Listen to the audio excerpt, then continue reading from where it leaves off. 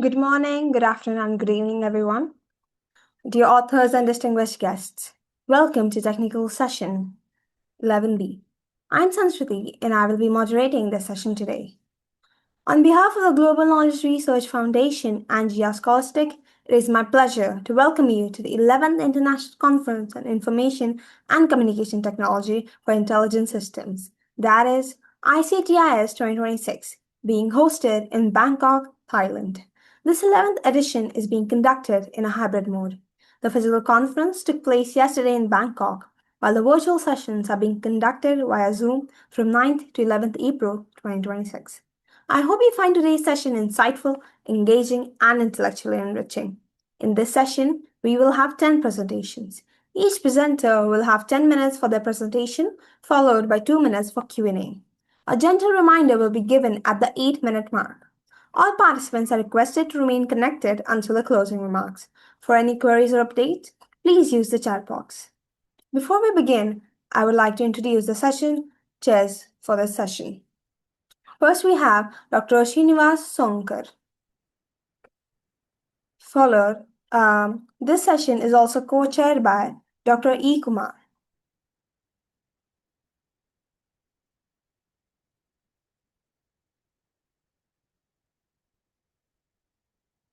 Dr. Srinivas Sonkar is the head and associate professor at the Department of Computer Engineering at Amrit Vahini College of Engineering in Maharashtra, India.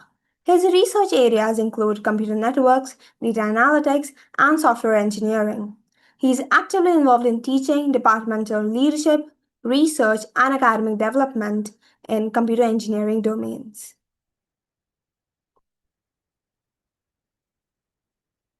Welcome, sir. Would you please like to share any welcoming remarks?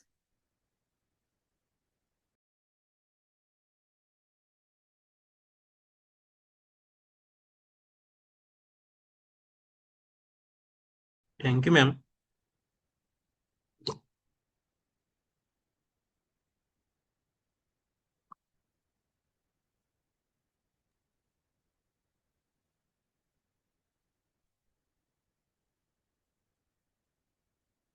Dr. E. Ravi Kumar is an experienced faculty member in the Department of Information Technology at Vardhaman College of Engineering, Telangana, with over 11 years of experience. His primary areas include cloud computing, information security, and the Internet of Things.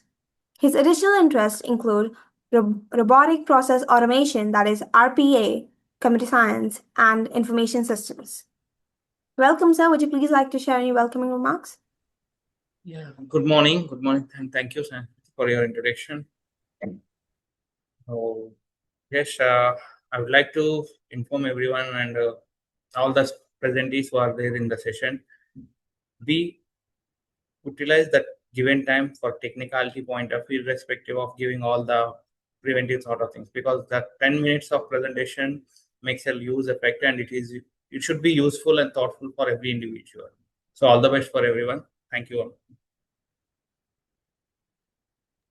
Thank you, sir. Now we will start the presentations. First up, we have Ronald, presenting their paper titled A Comparative Analysis Framework for Automated Human Detection.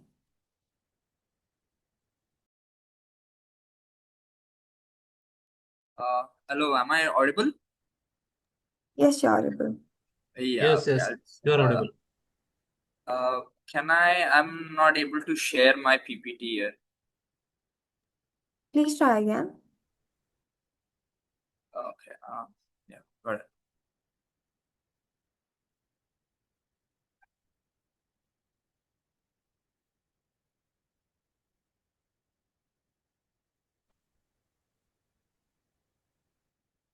Just a second.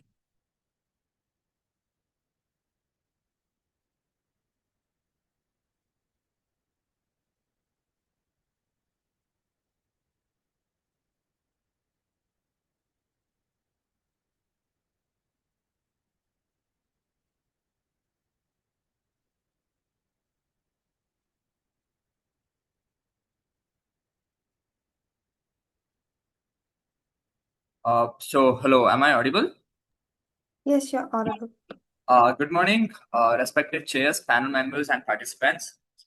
I'm here to present our paper titled A Comparative Analysis Framework for Automated Human Detection. Our authors are Jason Elroy Martes, VK Ronak, myself, Anvita Veera, Apurva Shetty, Vignesh G. and Salyan, Princia Vasenes.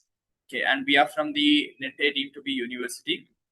So, what is our project? Our project behind this today's presentation agenda will be basically introduction, literature review, experimental setups, methodology, results and analysis, and conclusion.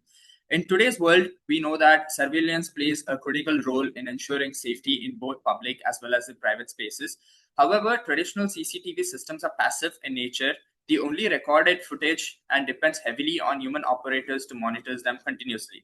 So we have standard systems distinguish between the humans and other moving objects such as animals, vehicles, or shadows. Human supervision is still required to interpret data. With the dawn of artificial intelligence and computer vision, automated human detection has become feasible now because we can use multiple models. We just do not have to depend on one single model. New models provide real-time detection by analyzing the entire image in the single step.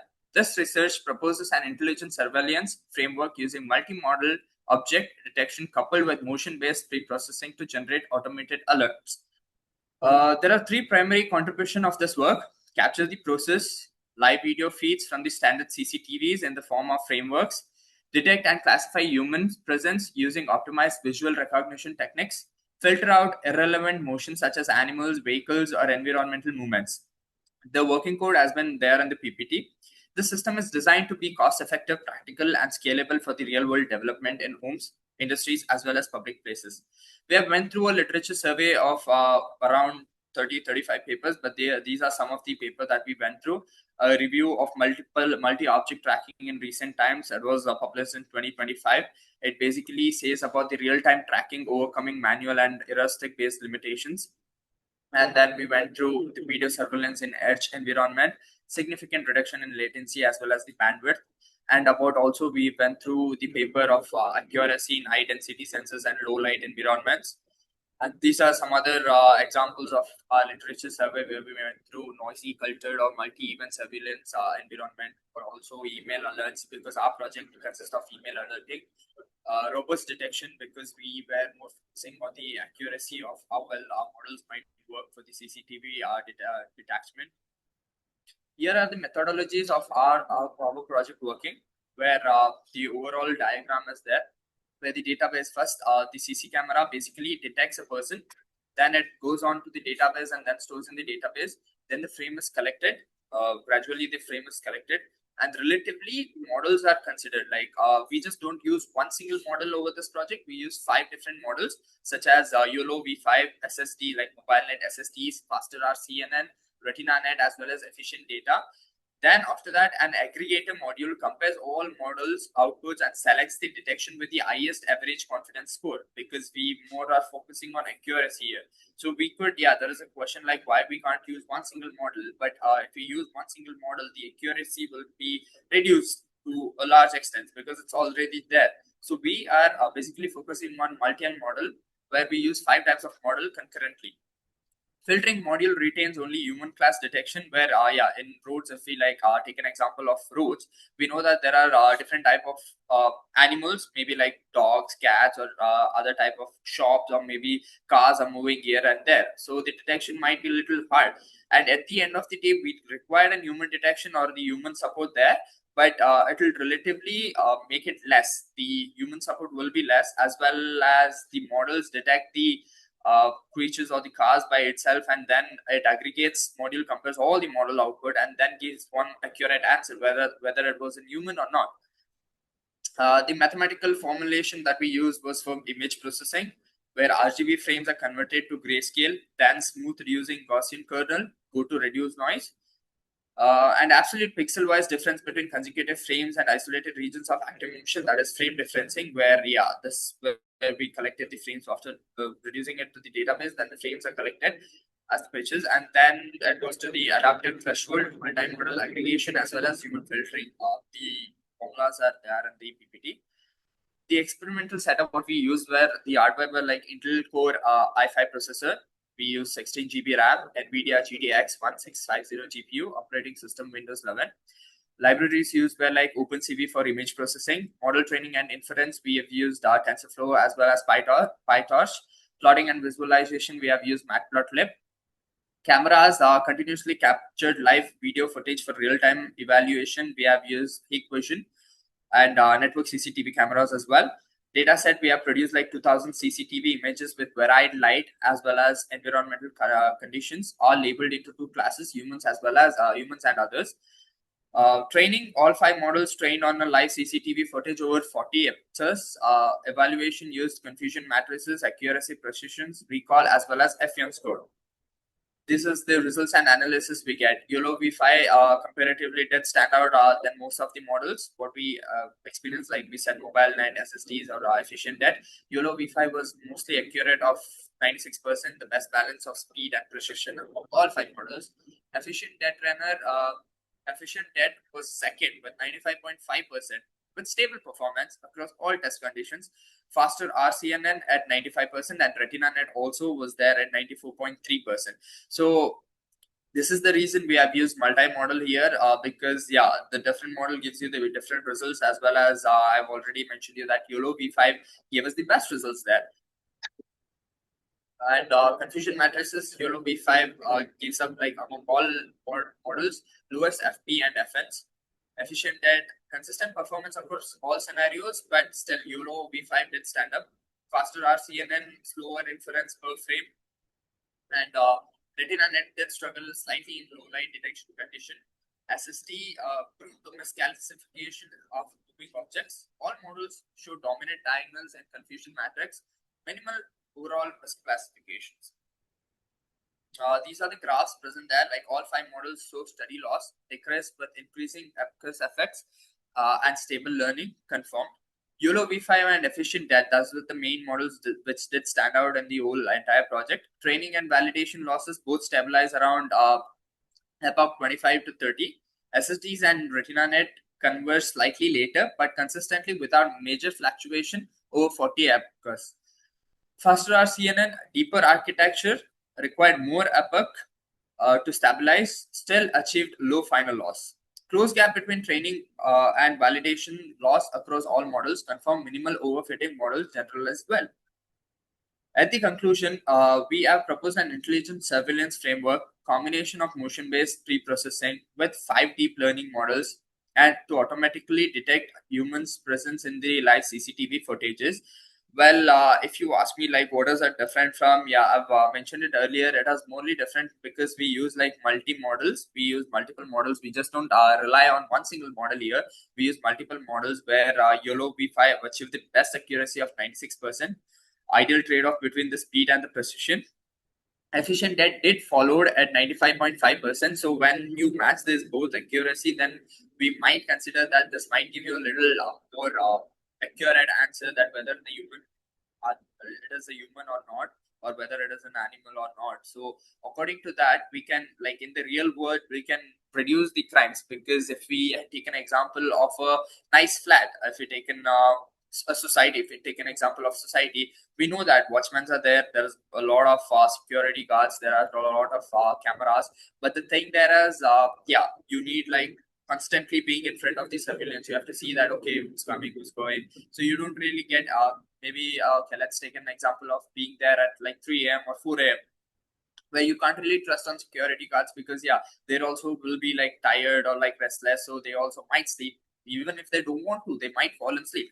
So at that time, if something happens, or like if it doesn't happen too, we can say that, okay, if some humans are crossing, then the email, like you'll get a direct alerted from the email, you'll get a message, or from iMessages, you'll directly get a message saying that, okay, in the gate, there is a human pass. So according to that, you can be more alerted, even with the help of security. And even if you don't have a security there for like an emergency, this might be there for your security purpose.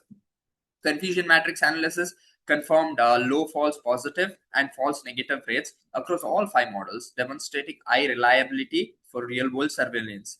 Training validation convergence graphs showed stable, smooth learning with minimal overfitting across all 5 models, though 40 epochs. The proposed system is practical, cost-effective, and scalable for real-time development and industries, and public security applications. Yeah, that's what I mentioned earlier, that it is more cost effective. But yeah, it requires a lot of training. I would say that yeah, it will definitely require a lot of training, and you will not be able to do this without any human support. Yes, that is true. But also you can do it with a very minimal human support, where you can actually do the cost effective thing there, because yeah, you can pay a less salary to securities, or you can save your money there. And also the more of the more of a project was made digitally, and also without spending too much to it. So also it is scalable and real-time development. Homes for security purpose, you can do it. Industries also, you can have a use of it. Public security applications such as jobs companies also, you can use it. Future scopes: expand the data set to include diverse populations, weather conditions, lighting scenarios, and multiple camera viewpoints for border model validation. Integrate activity recognition models to provide advanced situational intelligence, detecting trespassing, false, loitering, or suspicious behavior automatically. Deploy the system on low power edge devices like Raspberry Pi, NVIDIA Jetson Nano, to cost effective. Yeah, that's what I mentioned earlier. Raspberry Pi is one of the great examples that you can use it for making it more cost effective. And portable real world security installation. Explore next generation detection architectures such as YOLO V8, Teeter, and Vision transformers to improve accuracy as well as inference speed. Extended the framework to multi-camera coordination, 3D spatial tracking, and integration with smart home or industrial IoT alert platforms. Thank you so much for your time.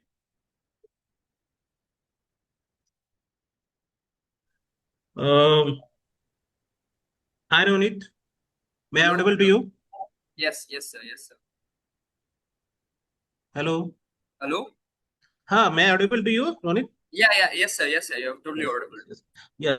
So thank you for your insightful presentation.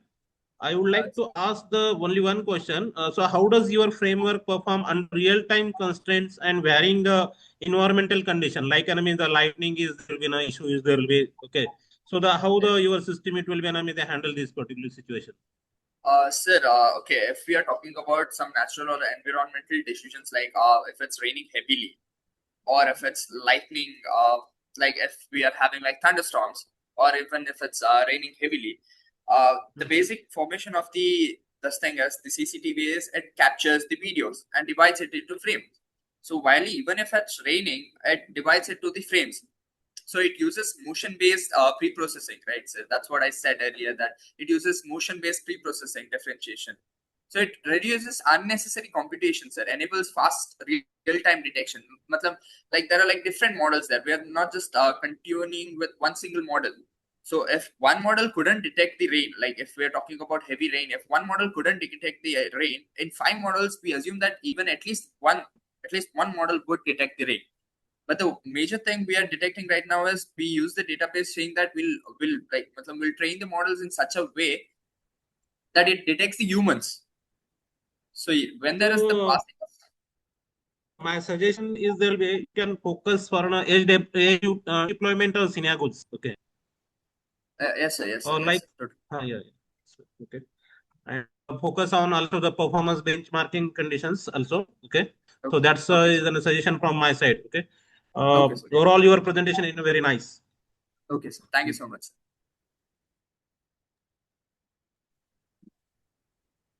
Yeah, Ronit, sorry. Yes, sir. Yeah, so technicality part is okay with. My only query is, I think you have trained, you have used a predefined data set, right, for training the model? Yes, sir. Initially, we did that. Yes, sir. So, is there any real-time deployment have you done anywhere in your campus or so for a few days or so that you can capture some? Yes, sir. Like initially for the training purpose, we only used 2000 data sets. That's true.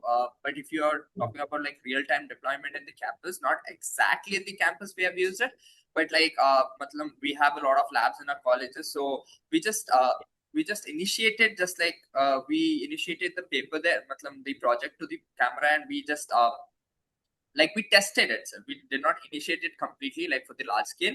We just tested it if we pass, like would it detect or not. So it did detect it. So I wouldn't say that we did use it for the large scale. We did not use it exactly for the entire college or the campus, but yeah, we just for the trial purpose we did it in the lab. Okay. So since you are using 5 different models and training the 5 different modules or models with respect to same data set, Yes, sir. what type of difficulties are things that you have observed mainly among those 5 models? Yes, sir. As I mentioned earlier, that YOLO V5 did give us more accurate when we did that, but again, the percentageal problem is there. But that's why that is the reason we are using aggregator at the end, saying that which it basically compares all the models results. It compares all the model results. That's why it been like YOLO V5 was very fast and very accurate, I'd say.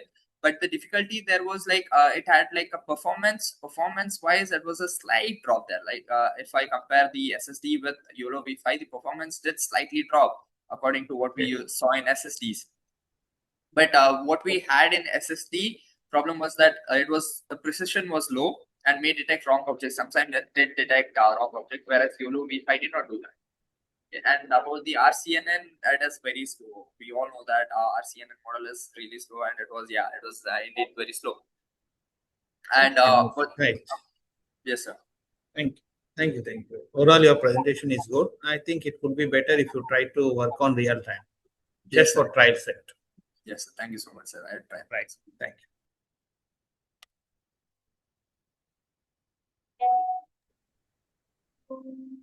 Thank you, Ronald, for your presentation. Yes, ma'am. Next, we have Nazia Sultana presenting the paper titled A Next Generation Edge Cloud ICT Architecture for Self-Learning and Autonomous Intelligent Systems. Good morning, ma'am. Good morning, good afternoon, good evening. And myself, Nazia Sultana. Ma'am, here I'm going to share.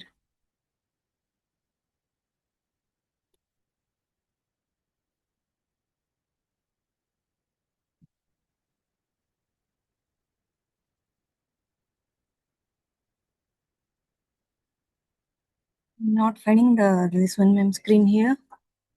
Ma'am, There must be an option like share right at the center of like the bottom. window. Yes, in your Zoom window. Do you want me to? Yeah, you start. But I'm On your screen, there is a green color button with a top right arrow direction. Check it out. Share. Yeah, it is sharing no? Right now. You can show the Yes. content right now. Ishali sharing your screen. my file, my desktop, ma'am. Just a Not minute. more.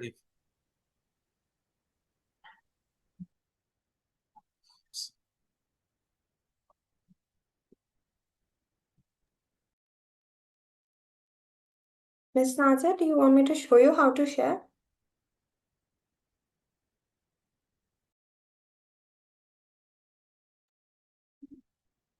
Share, and in this, I'm not getting my window, ma'am. Okay, wait a minute, I'll show you how to share.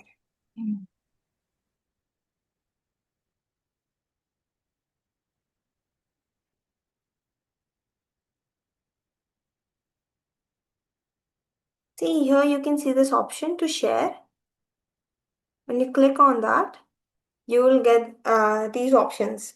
So click on your screen or directly on the window of your presentation. This or this, both works. Ma'am, it is showing like you cannot start screen share while other participant is sharing. That was because I was showing you how to do it. You can try again now. Yes, ma'am.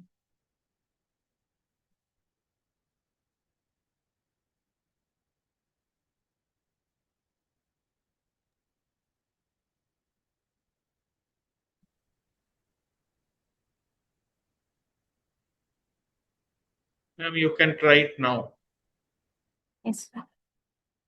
Share. No, sir. Same. You cannot start this sharing. Is it? Smriti, check it from your end. You should be able to share it, ma'am. Oh, okay. Try now.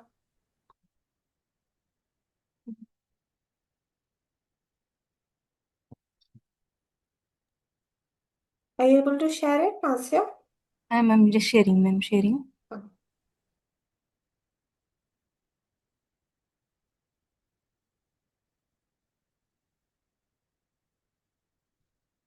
Can you see, ma'am? Please Yes. go ahead. We are Yeah. Thank you.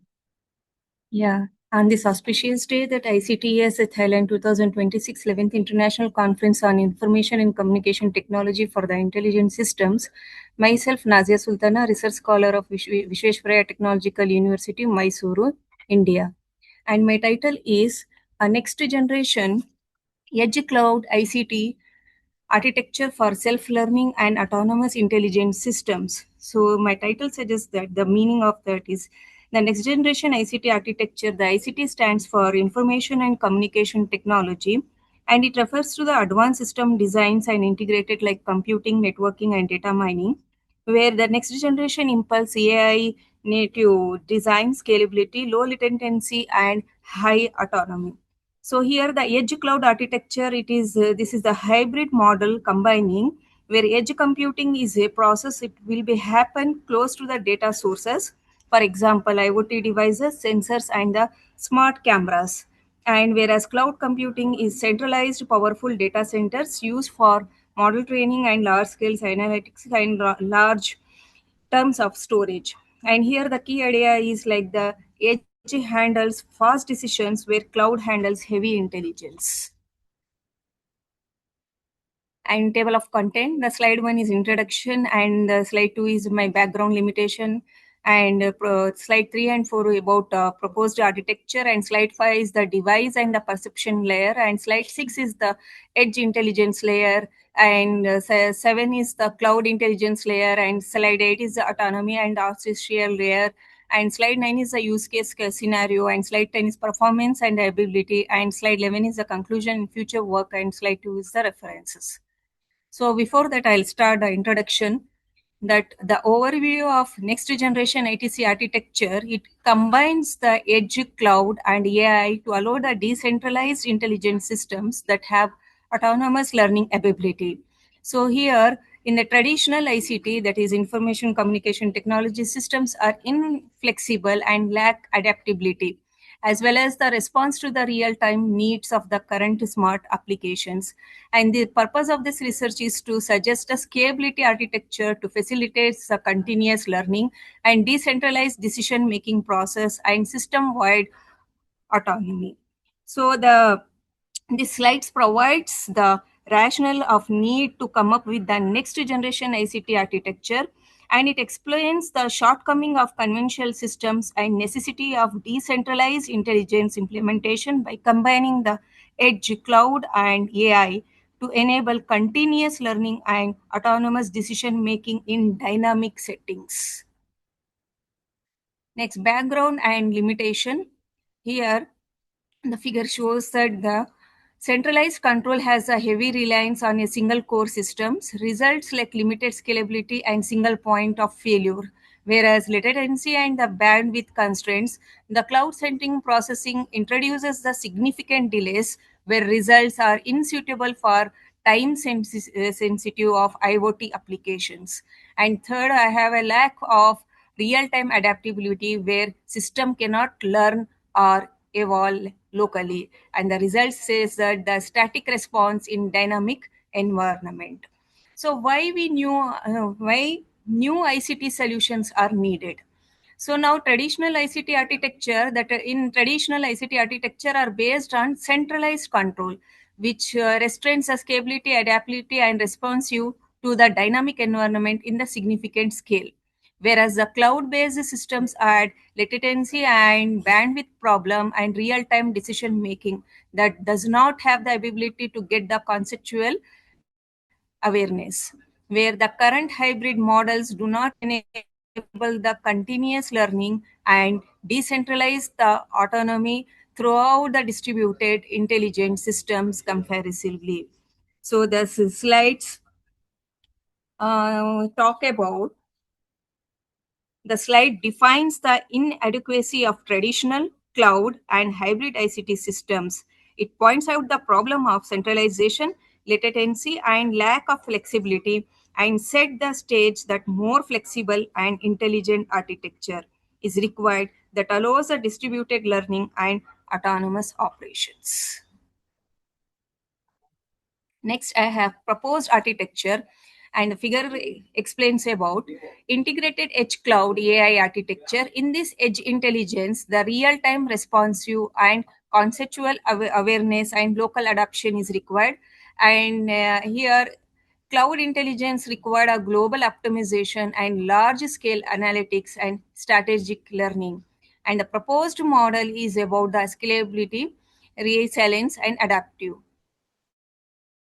And autonomy and learning, it is a continuous self-evaluation policy enforcement for the decentralized decisions, where it explains the edge cloud AI integrated model for the proposed architecture combines the edge computing, cloud intelligence, and AI in the distributed and adaptive and autonomous system operation.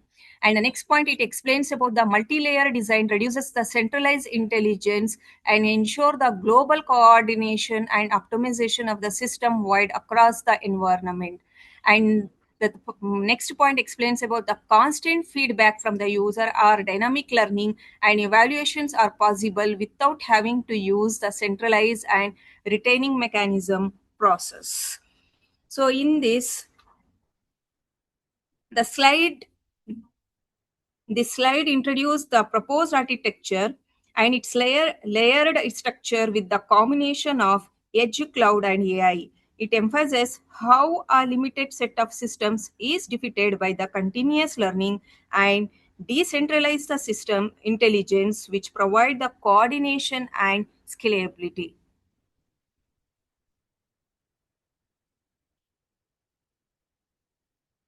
And see here, I have a diagram. The process where I have a 3 layers of a terminal layer, edge layer, and cloud layer. So in this, the terminal layer, it's talk about the wireless access network, that is edge end collaboration, and the core network, that is cloud end collaboration. And here it is partitioned into a two where terminal devices are like a camera, mobile phone, etc. And it has edge nodes that are combined with the cloud computing through wireless communications. And the proposed model addresses the limitation of latency, scalability, and rigidity of the present ICT systems with a real-time edge and with cloud level global optimization together autonomous orchestration layers. And in the slides talks about device and perception layer. In this, the clean data stream, the figure, the device and perception layer, the foundation, they are the foundation where data acquisition through IoT devices and cyber physical systems and data filtering will be happen here. And it can be accessed through by the sensors and actuators and from the environmental monitoring and redundancy removal.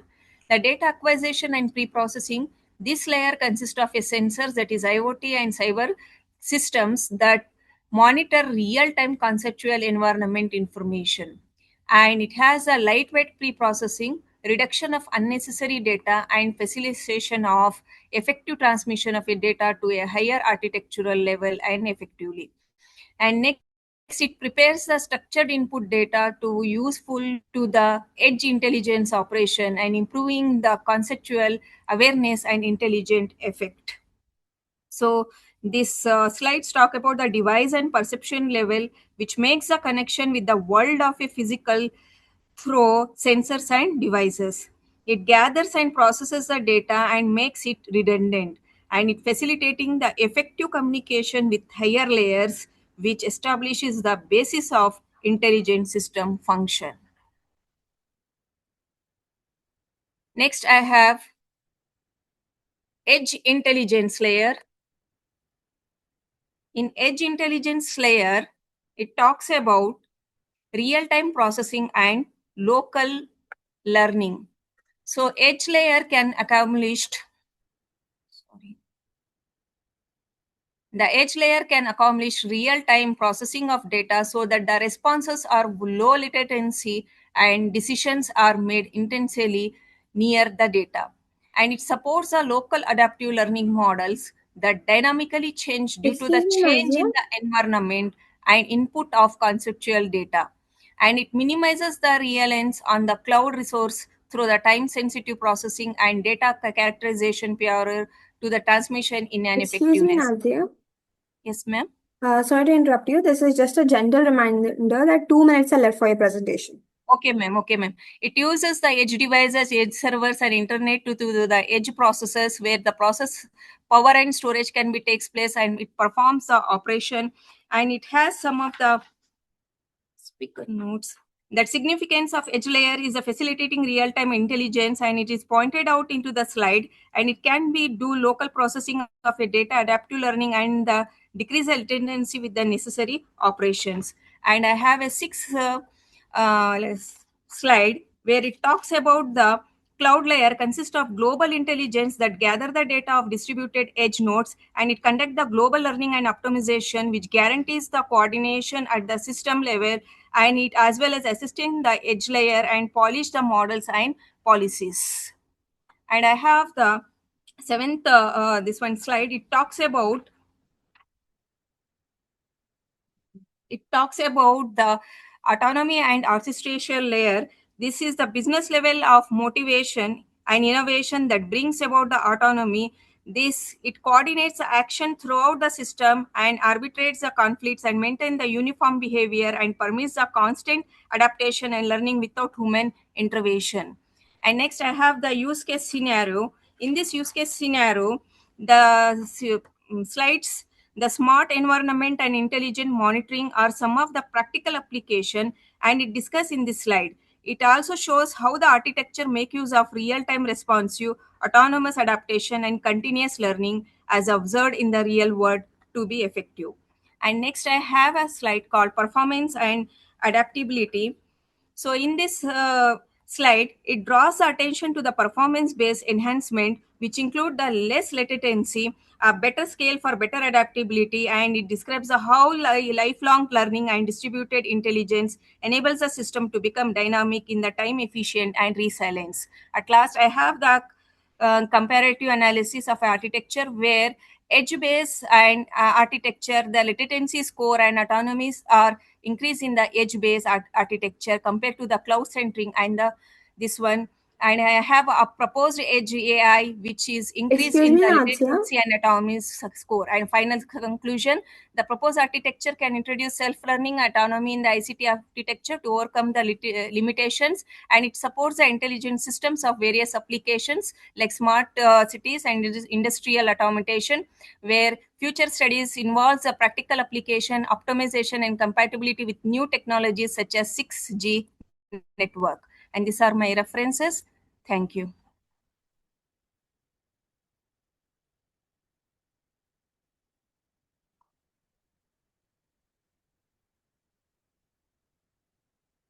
Thank you, ma'am. Thank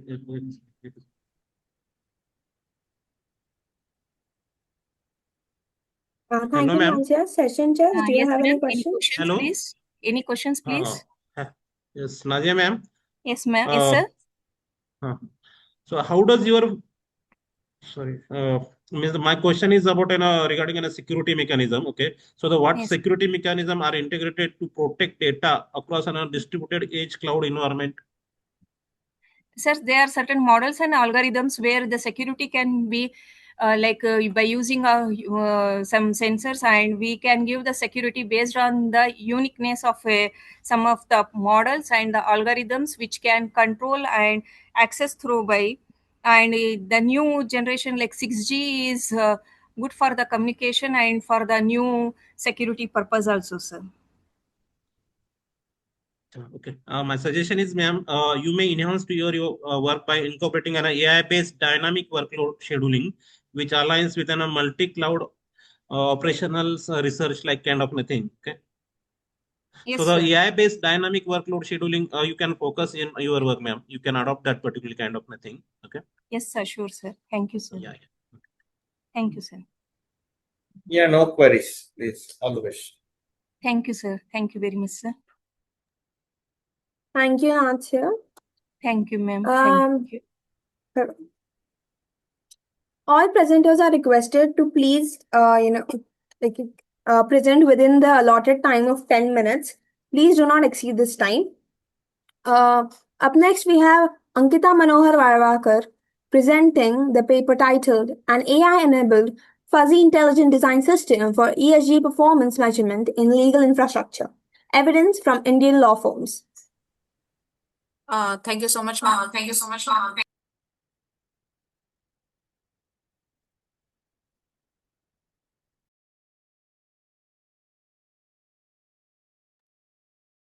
Okay, am I audible? Yes, you're audible. Hello. Okay, sorry. Actually, there was an echo. That's Just give okay. me. Please present. Yeah.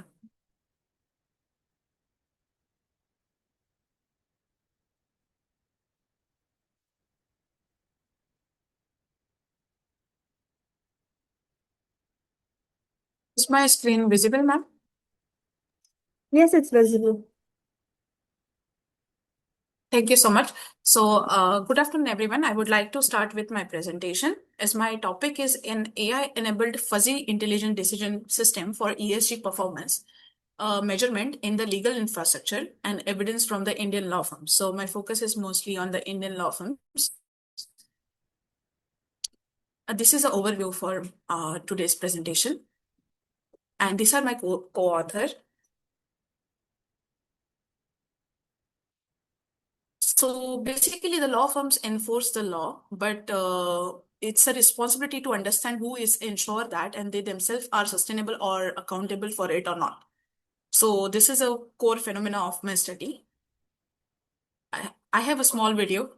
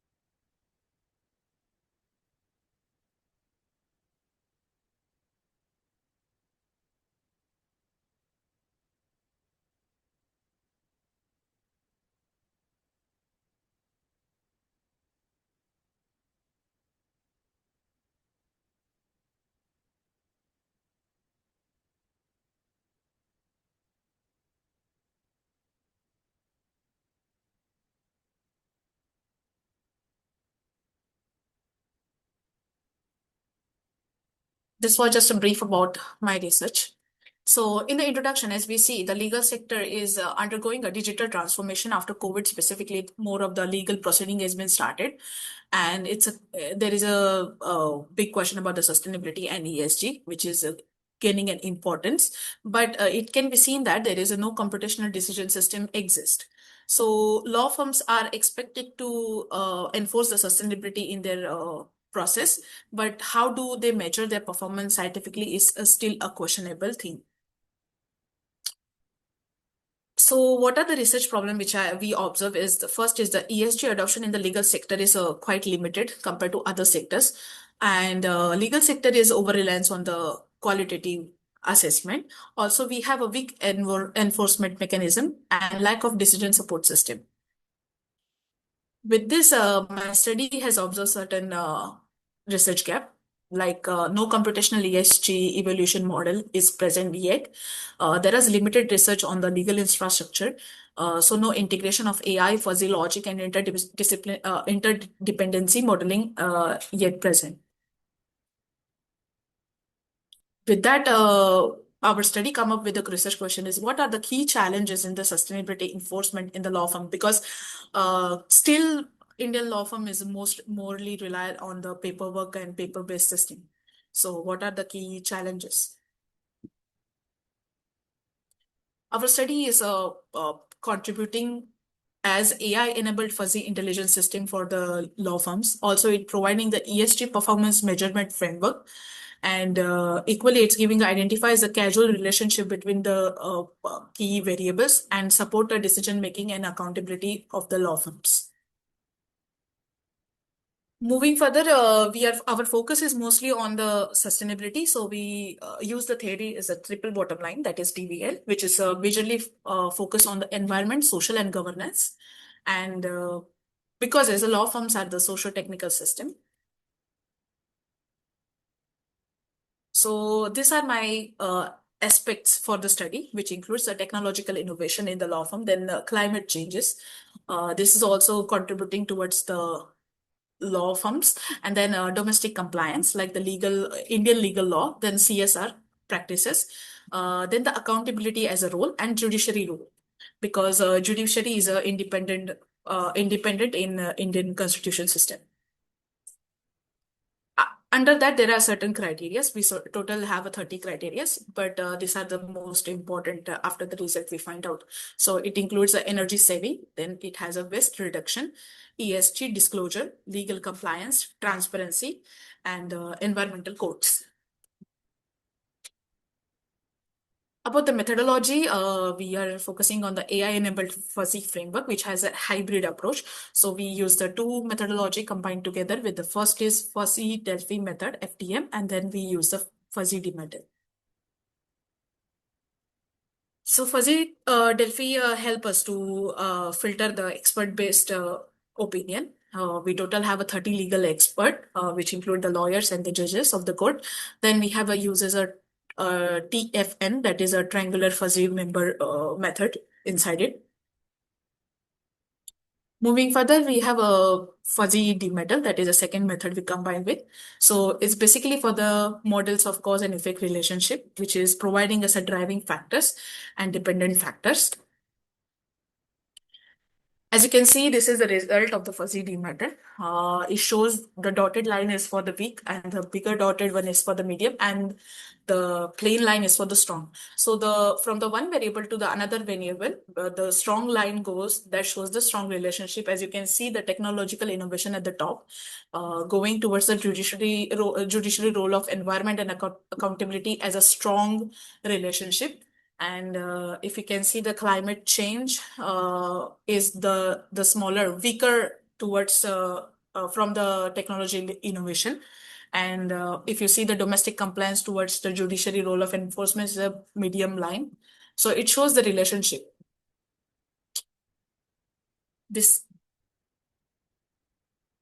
Okay. So according to this, as I explained, it shows a causal effects analysis. So technological innovation shows a strong relationship with the accountability and judiciary role of enforcement. Then accountability itself has a moderate influence on judiciary role of enforcement. Another is a technological innovation shows a weak relationship with climate change and domestic compliance. So this is a criteria phase we reanalyze with the fuzzy D method. As you can see, certain criteria are above the limit and certain are below the limit. How we analyze it as top 5 causal criteria are seen as most favored, which has energy saving, which is an important concern, then digitization, environmental conservation, business transparency, and service customization. These criteria act as a primary drivers of the sustainability in the law firm, basically in India. Why India as a context we choose is because we have a strong constitutional framework. Also, the ESG concerns are growing. Then we are more towards the AI-enabled code emerging, and then we are also have gaps in the enforcement. Moving further, what are the key insights? That sustainability is not an independent. ESG factors are basically interconnected to that, and we need a system-based evaluation for the whole process. A study identifies certain implications like it will help the law firms to improve their ESG performance, also will help them to strengthen their accountability factor. It also helps the policymaker by providing the better enforcement mechanism in future. Study further also has a theoretical contribution as we extend the ESG implementation into the legal sector. sector. It also introduced a computational intelligence approach, which bridges the law, AI, and sustainability all together. Certain practical contributions are we are providing a decision support system, which will help us to a better enforcement of ESG into legal form. Then also we are providing a real world applicability. And third one is supports the environmental law enforcement. At the conclusion, we found that AI plus fuzzy system improves the ESG evaluation, and the legal sectors need more structural measurement than the subjective one, and also intelligence system which equals to the future sustainability governance. Study further provide the future research that we can expand the studies to the other country, and we can use the real-time data, and also we can integrate the machine learning further. So the future of the legal sustainability is not just about the policy driven, it's about the intelligence driven. That's a takeaway. And these are my reference. Thank you so much for listening me, and I'm really open to have a questions. Yeah, thank you. Hello, Ankita. Yes, sir. Yes, sir. Yes. Just my one question is there, Lvin. How do you handle the uncertainty and bias in ESG data using fuzzy logic? Okay, so fuzzy is basically the very important method to handle the uncertainty because it does not create any kind of bias. We basically take the data directly from the expert, and they are particularly known for that field. So the data is how to say is without any uncertainty or bias. So that is the solution we thought to use this methodology for our ESG planning research. Yeah. Just my suggestion is what Okay. if you include a real world validation using an industry data set to improve the credibility and the applicability. So kindly consider this particularly point. Okay. Thank you so much, sir. Yes, definitely. Thank you. Yeah, Kita, Yes, sir. the model which you have proposed and is ESG factors which you have considered is from Indian legal system point of view, or it is as of now, or it is for worldwide? No, the factors we consider in our whole research is with the Indian law firm area, not with the international. Yeah, basically the Indian base.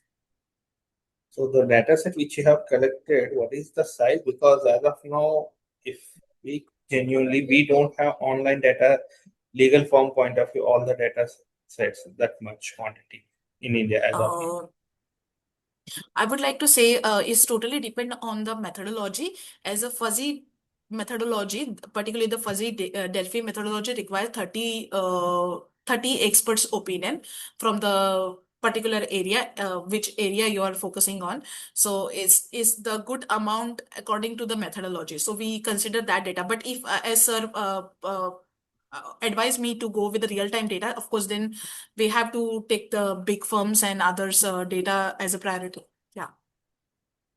So as of you have taken 30 samples in real time, right? From Yes. different sources. Okay. Right. Yeah. Thank you. Thank you, sir.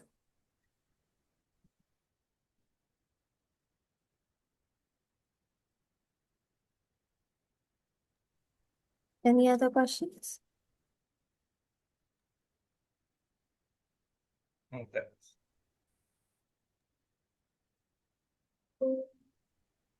Thank you, Ankita. Thank you so much, ma'am. Next up, we have Karuna Kathakuron presenting the paper titled An Integrated Anthropometric Index-Based Framework for Child Malnutrition Prediction.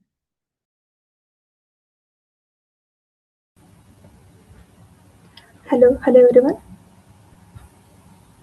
Hello, Karuna. Yes, you are audible. Yes, I'm sharing a screen.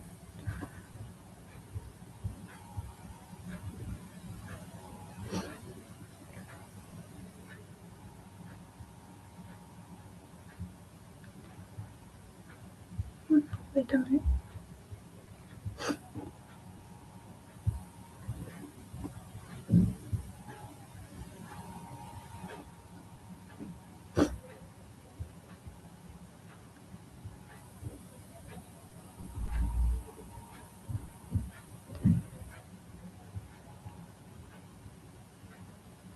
Is the screen visible?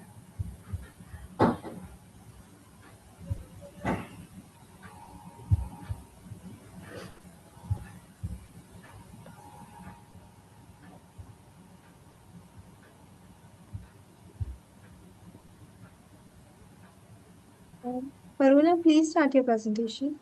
Oh, okay, ma'am. Wait a minute. Just share the entire screen and then.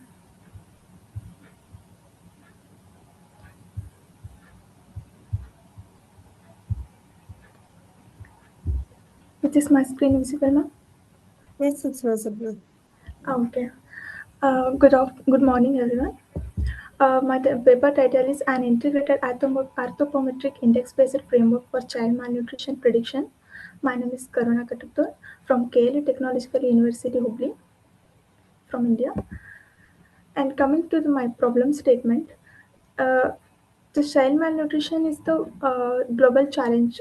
Child malnutrition remains one of the most pressing public health crisis worldwide, with lasting consequences for the individuals and communities. Uh, there are many types in the child malnutrition: stunting, wasting, underweight, and one more. Stunting basically refers low weight height for age, and wasting low weight for height, and underweight is the both mixing stunting and wasting. Uh, Coming to the limitations of the existing indicators, uh, current tools like MVSE, middle upper arm circumference, BMI, body mass index, and weight for height are widely used for calculating child malnutrition. But fundamentally, this is just limited to the simple calculations and all.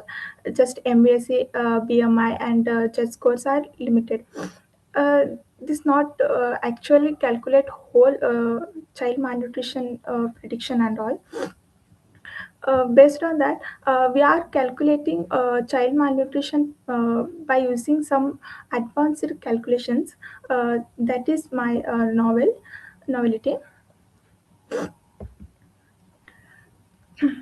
Our research objective is there are many objectives are there. Prediction frameworks, developing a robust malnutrition prediction framework. We are developing a malnutrition prediction framework using IAS and the HIS. There are two formulas are there, IAS and the HIS. Further we'll see that. And non-linear features capture complex non-linear feature relationships, and unified scores, combining the anthropometric measures into the unified scores, and generalization improve the accuracy and the cross population generalization. Coming to the related work and the research gap, there are traditional indices using composite indices combining multiple conditions but remain rule based and inflexible, because they are using only few orthopometric indices for the calculating child malnutrition. And machine learning models, many papers use machine learning models to improve accuracy, but they are too complex to handle that. And deep learning methods also use high performance achieved at complexity limits, development in deployment in low resource settings. The gap is a need of model balance, accuracy, simplicity, and interpretability. Coming to my proposed framework, IAS and HIS, these two are the two formulas which we have implemented here. Two novels are integrated scores introduced to unify anthropometric data and probabilistic models. IS is the integrated anthropometric score, combines the anthropometric measures using logistic regression weights to capture future in interactions and nonlinear relationships. Basically, IAS is the combination of all the anthropometric indexes. HIS is the further version of the calculating child malnutrition by using IAS and the ML probability. By combining these two, we are getting hybrid integrated score. Coming to the dataset, we are used synthetic dataset and the real dataset both. For training, we have used synthetic dataset because we uh, don't want to explore more because it's very less time. That's why we use the synthetic data set that is of 9,456 children generated to reflect realistic population distributions across age, sex, and nutritional status. There are many attributes like WH, like weight for height, height for weight, and height for age. Clinical datasets are 38 children dataset we are collected by going to the nearby hospitals. Age range is 1 to 59 months. Features collected are height, weight, BMI, MAC, skin fold thickness for the measurement. We have calculated Z score by taking reference of WHO uh, clinical strategies.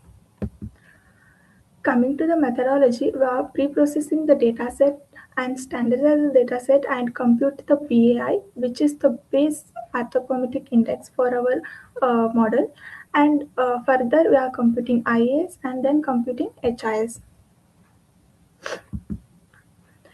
Coming to the result section, we have achieved 93% accuracy on IAS and HIS. The baseline model, which has achieved only 85%, we are achieved 93% accuracy for this model.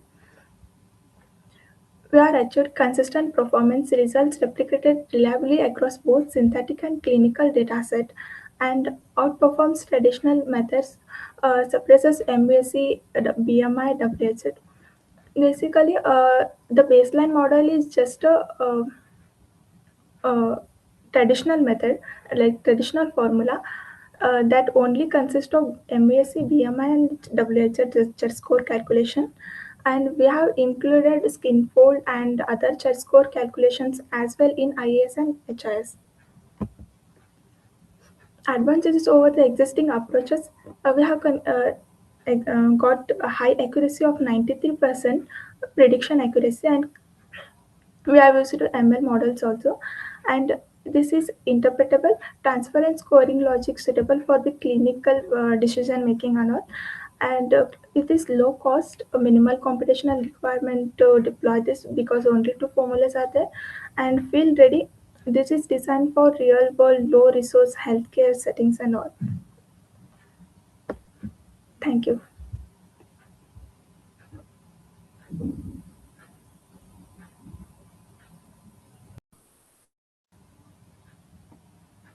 Do you have any questions, sir?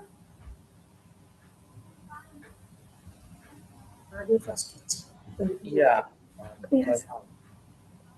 So basically, you were proposing a new model, Yes, sir. right?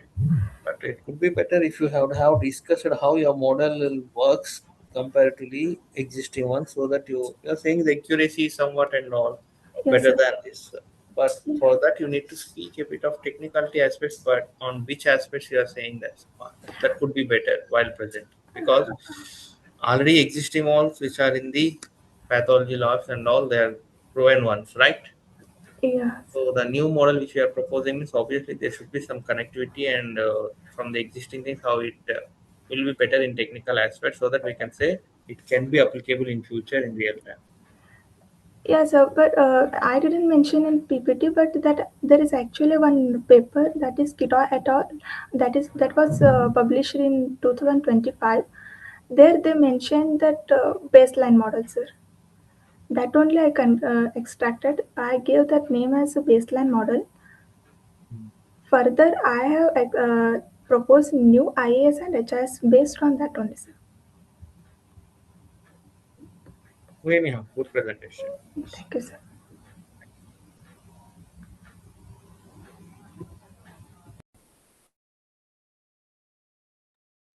Any other questions?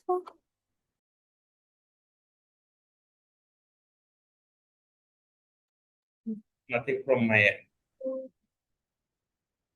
Thank you, Karuna, for your presentation. Up next, we have Aisha Ali presenting their paper titled Eco-Friendly, Low-Cost Smart Parking System Using Raspberry Pi and a Vision-Based Approach.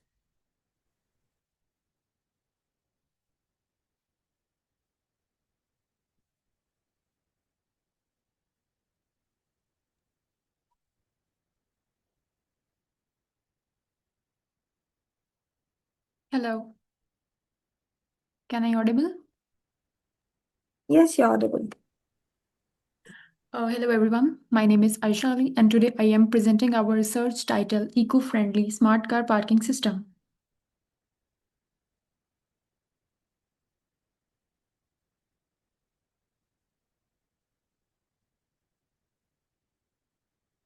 Hello everyone. My name is Aisha Ali. Today I am presenting our research title Eco-Friendly Low-Cost Smart Parking System using Raspberry Pi and Vision-Based Approach.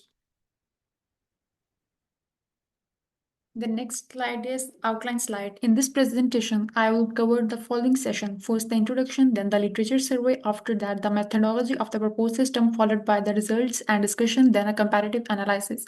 And then finally, the conclusion and references. Now we will move on introduction slide. We will briefly explain what we will say in introduction. Due to rapid urbanization and increasing number of vehicles, cities are facing parking problems. Studies show that almost 30% of the urban traffic congestions occur because drivers keep searching for parking spaces. This unnecessary searching wastes fuels and cause noise pollution. Traditional parking system relies on a manual searching, which do not provide real-time information.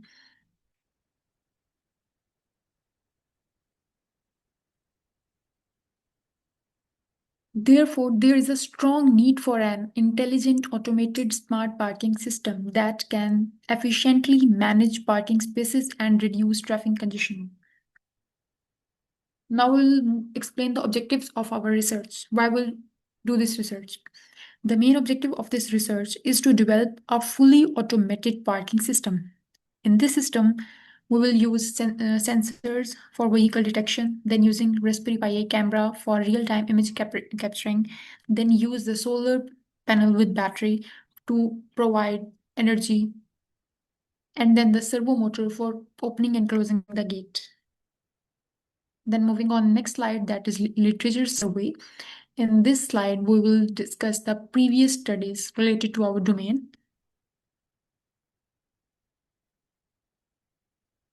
Now we will explain the methodology. Of our research. The proposed system is built using multiple hardware components connected with Raspberry Pi. Raspberry Pi 4 GB act as a main controller. Then the next move on sensors. Ultrasonic sensors measure the distance and detect vehicle. IR sensor detect the presence. Raspberry Pi camera captures the real-time picture.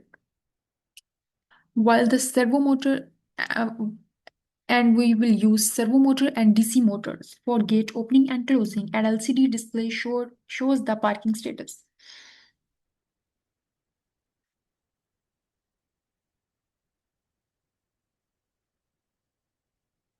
Next, we will explain our methodology consists of two things, entry and exit.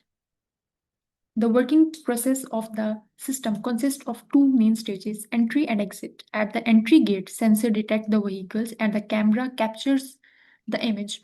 This image is processed through different algorithms like ULOV11, Harar Cascade, and ADA Boost algorithm to verify whether it is a vehicle or not. If it is verified, opens the gate and the space count and the LCD updates the status. If not, entry rejected. Then same process is on exit state.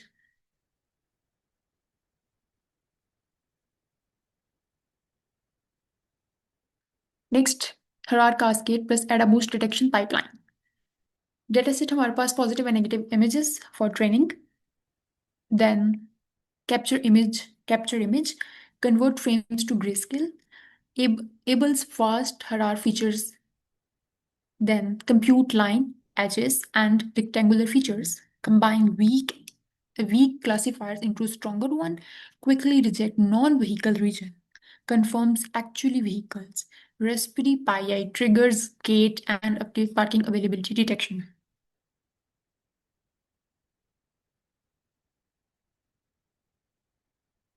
Then move on the working of YOLO V11 detection algorithm.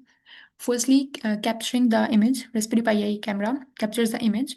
Then image processing may resizing, normalize, prepare for CCN. Extracting hierarchical features from image, combine multiple scale features for better detection of verifying vehicle size. Then bounding box prediction. The next, remove duplication detection, keep highest confidence boxes. Confirmed vehicle location unidentified, send results to Raspberry Pi and the servo motor opens the gate and then display and then this information is displayed on a status count.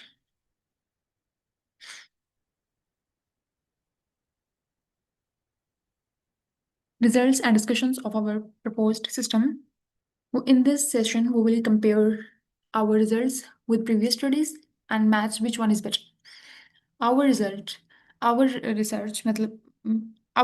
proposed system achieved 95% accuracy using YOLO V11 algorithm. While using these three algorithms, we will achieve better accuracy.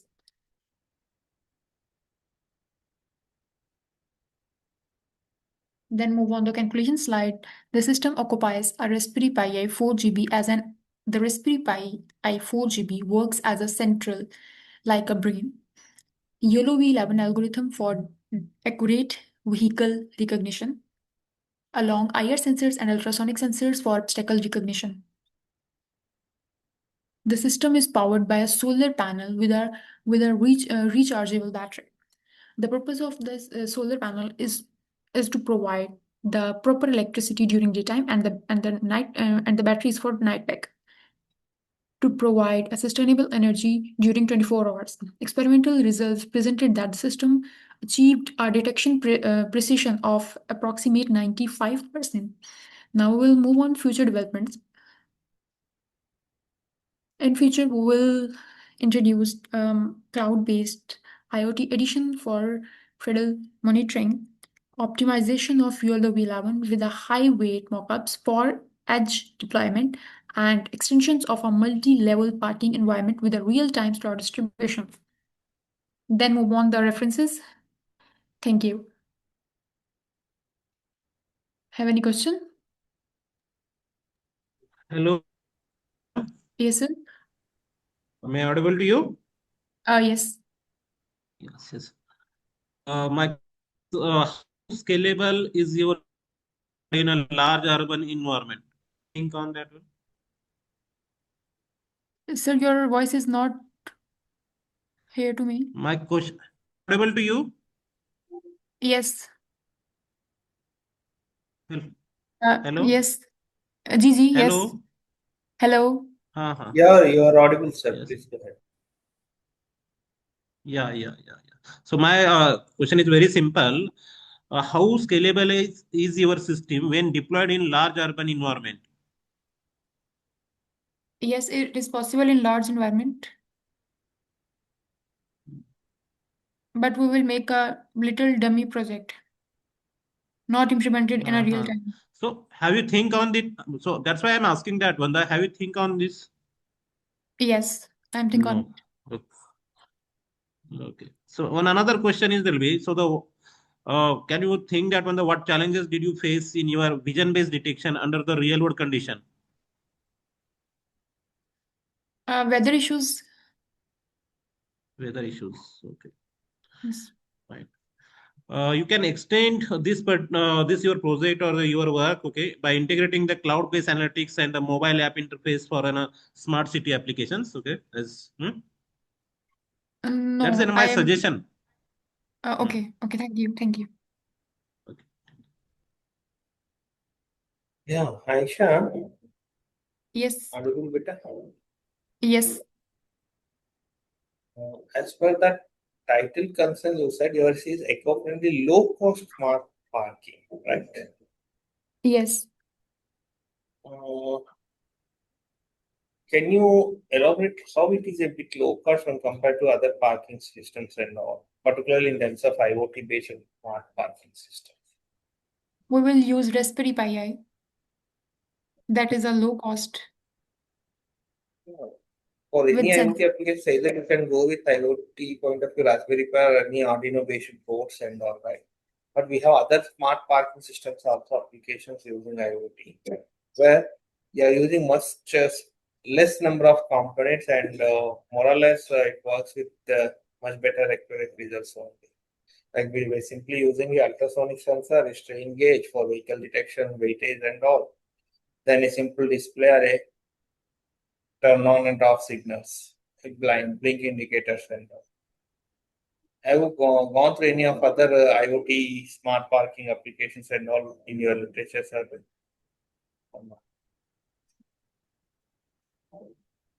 Sir, your voice is not here to me. Have you gone through any of the other IoT applications, smart parking applications in your literature survey? Yes. Yes. Yes. Then you would have compared that with the existing one, what you have proposed, right? Yes. Have you? Then how it is low cost in that case? Sir, Raspberry Pi has many built-in functions, built-in Python libraries. So if That that is is the easy case, I can thinking. go with the Arduino board also, which is much more lesser than the Raspberry Pi. You need to spend at least 4 to 5K for Raspberry Pi minimum.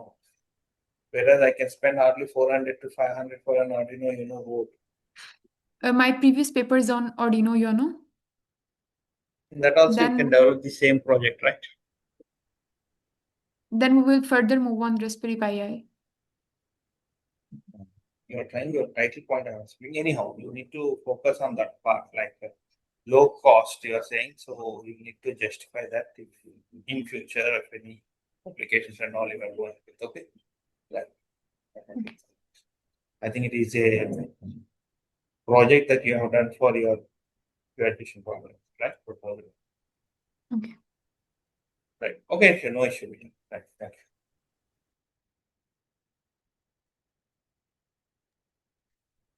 Thank you, Aisha, for your presentation.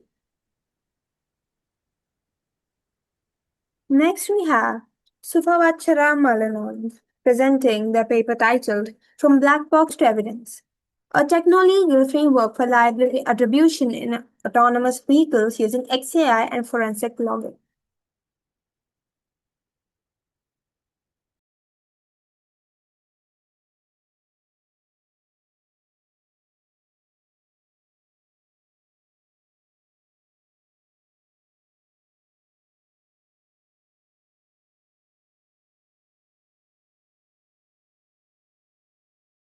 Sorry. Hello. Hello. Hello. Good afternoon. Can you hear me very well? Yeah. Yes. Okay. Okay. Thank you. Thank you. My name is Supawachara Malanon from the King Mongkut University of Technology, North Bangkok. Our paper will present the intersection of AI and the law. How do we transform the opaque decision made by the IV to admissible legal evidence?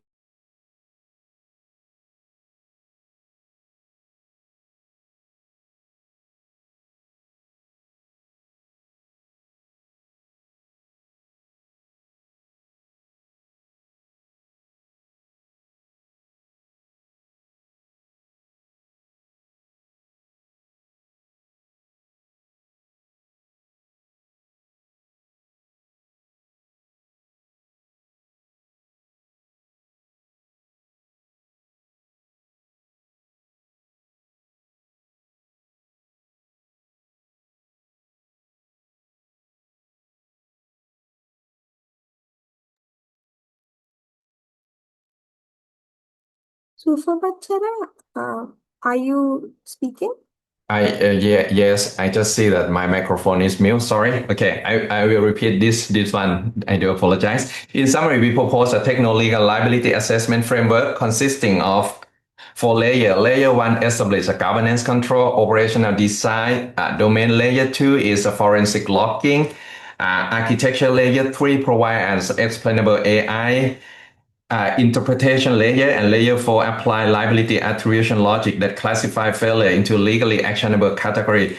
The framework is aligned with both the EU RPLD, the Revised Product Liability Directive of the EU, and the NIST AI IMF, and we validate it against the Benavides versus Tesla case in 2005.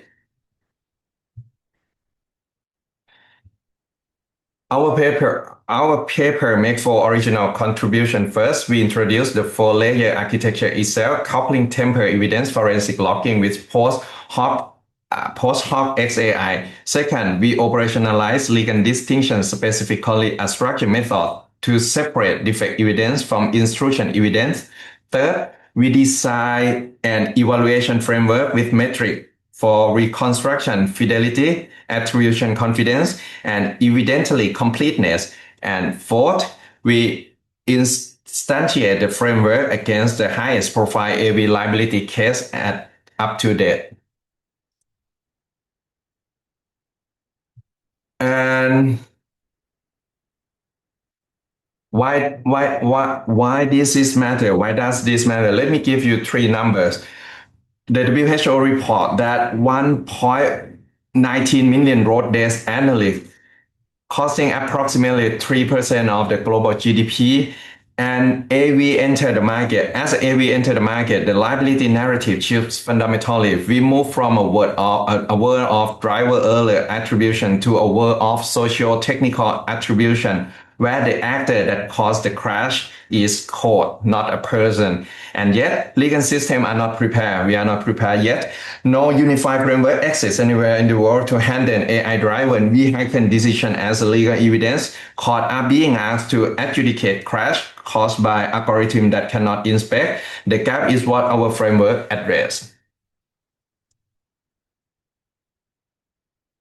The legal context. Let me briefly sketch the legal landscape. In the EU, the RPLD, Revised Product Liability Directive, effective this December 2026, makes three critical moves. First, software is now explicitly defined as a product under strict liability. Second, Article 9 empowers courts to order manufacturers to disclose technical evidence in understandable form. And third, this is the game changer. Article 10.4 introduce the black box presumption. If the technical complexity of the AI makes it excessively difficult for the claimant or the plaintiff to prove causation, the court simply presume causation against the manufacturer. In the United States, by contrast, there is no uniform federal framework. Liability remains a patchwork of state-level approach. However, the NHTSA has been tightening data reporting requirements, and judicial scrutiny of AI decision-making is intensified, as the Benavides case demonstrates. The key implication, evidently readiness is no longer optional. It is a litigation-critical compliance artifact. And we use the NIST AI-IMF framework as a governance backbone. NIST provides closed-loop operational method with four functions: govern, for accountability and auditability; map, for define ODD boundary and stakeholder impacts; measure, for testing, monitoring, and XAI output; and manage, for risk treatment, incident response, and corrective action. This creates a policy to verification to mitigate cycles that directly bridge the gap between what the RPLD requires legally and what AV manufacturer must implement technically. Now we move to our case study, Benavides versus Tesla in 2025. And this is the first major US case where jury attribute fault directly to an AI system designed not solely to the driver error. The fact, on March 1st, 2019, a Tesla Model S autopilot struck a stationary emergency vehicle at a highway speed, killing a bystander. The driver was on this track and speeding. The system failed to disengage or transfer control despite detecting the obstacle within the sensor range. The verdict, the jury found autopilot defective. This is very important, allocating 33% fault to Tesla and 67% to the driver is shared liability, resulting in $329 million damages award, and is the largest heavily late verdict in the US history. Three precedents emerged. First, AI decision making is now judicial scrutinized. Black box opacity is no longer viable. The second, driver alert is not a complete defense. Share for appointment is established. Third, permitting system activation outside validate operational parameters constitute a design defect. These three findings map directly onto the framework we propose. Our framework, here is the architecture, 4 layers, governance and context at the base, forensic logging and AI interpretation layer, and liability attribution logic at the top. Each layer traceable to specific legal requirement under the RPLD and operational function under the NIST IMF.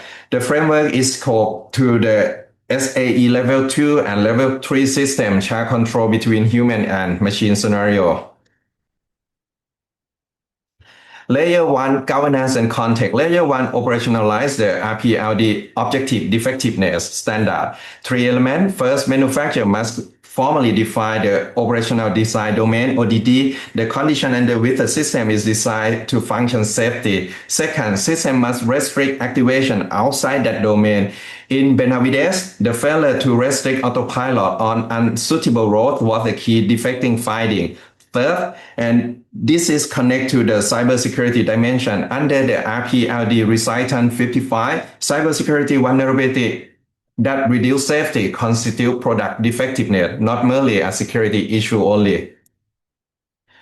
Layer 2 forensic logging. Layer 2 respond directly to the RPLD Article 9 disclosure mandate. The logging architecture captures 6 categories of data: event metadata, timestamp, and software version. The second, perception, raw sensor input with with a confidence score. Third one is prediction and risk. Trajectory prediction and uncertainty measure. The fourth, planning intent.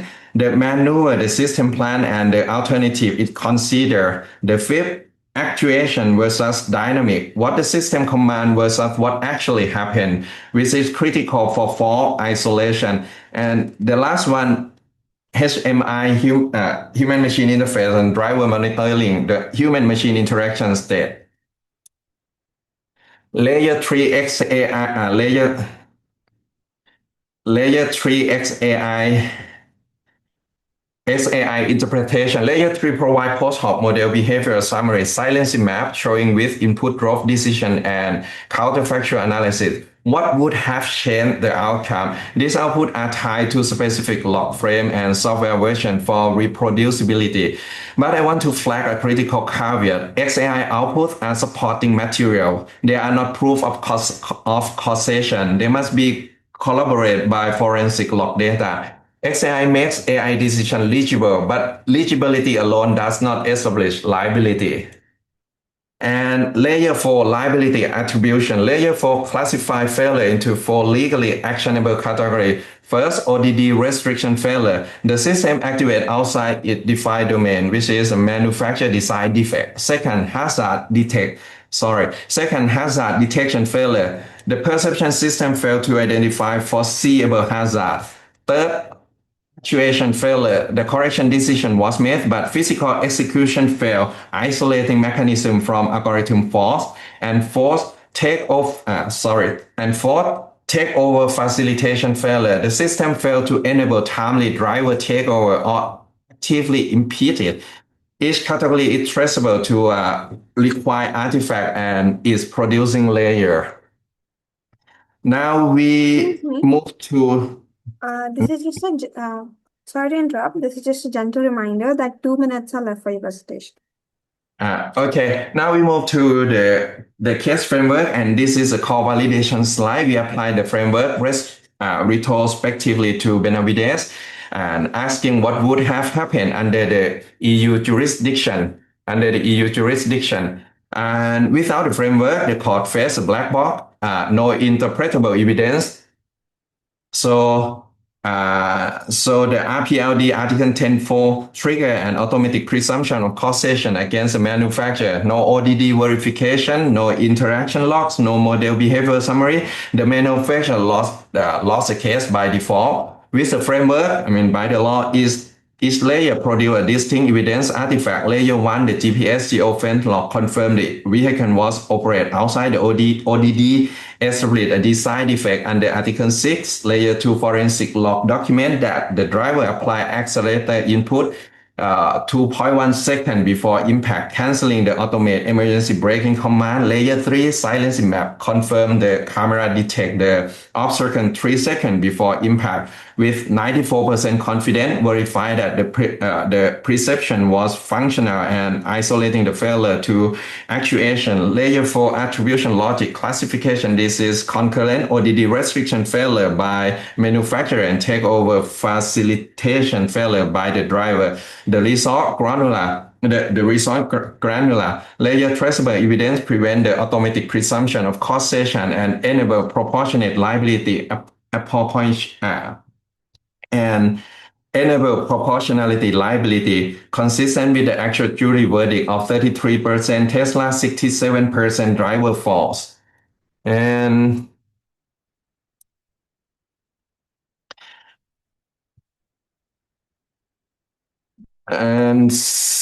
five principles for the road ahead. The key takeaway that we get 5 principles. 1, the era of liability of security is ending. Manufacturer can no longer hide behind the operating complexity. And 2, the RPLD combined with Benavides establishes a new evidentiary standard.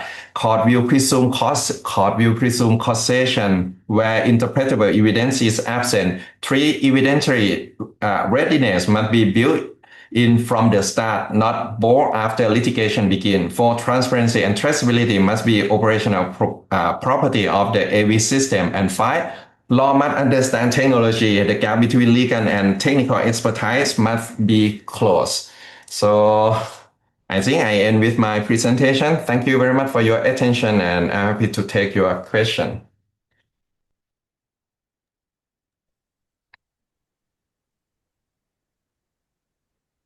Yeah. Mr. Susan,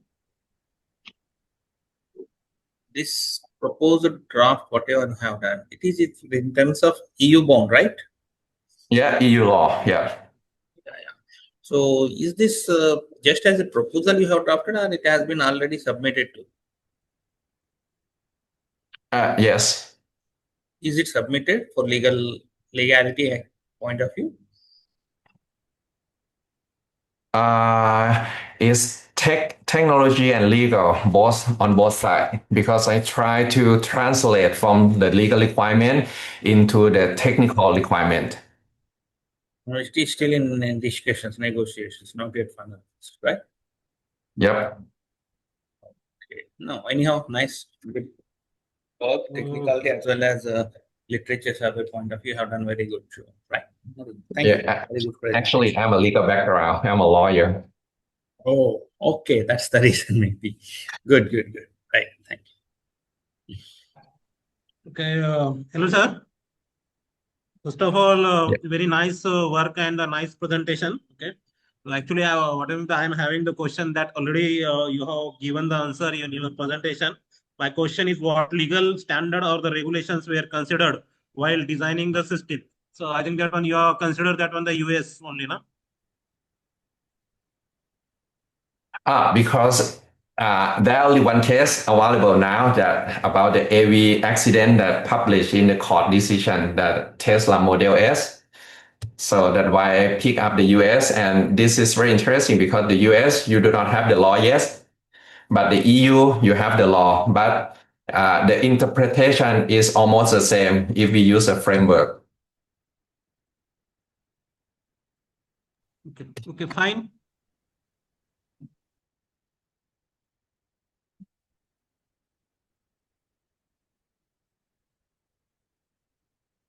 Yeah, thank you. I'm sorry. No, that's it. That's from our side. Thank you. Sure. Okay. Thank you very much. Thank you for the presentation.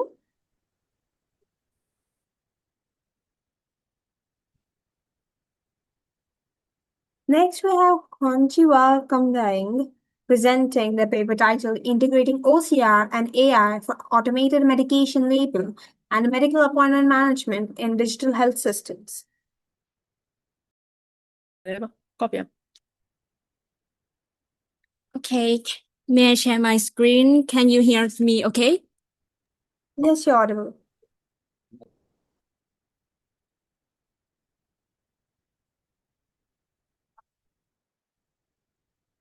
Okay.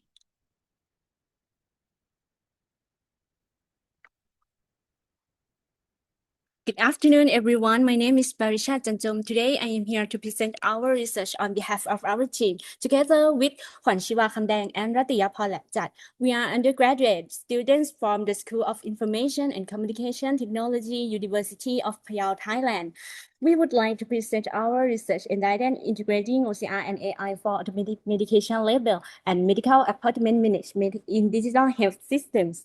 This slide shows the overview of our presentation. First, I will present the background and the problem of the study. Next, I will explain the research objectives. After that, I will describe the system framework and system design. Then I will present the data collection process and the web application design. In the later part, I will present the results of the IOC assessment and the user evaluation results. Finally, I will conclude with the conclusion, limitations, and suggestions for future work. Let me begin with the background of this study. Non-communicable diseases or NCDs are one of the major health problems in the world. They account for around 70 to 75% of deaths worldwide. In Thailand, the proportion is also about 75%. At the same time, Thailand is becoming an aging society. As a result, the number of elderly patients and patients with chronic diseases is increasing.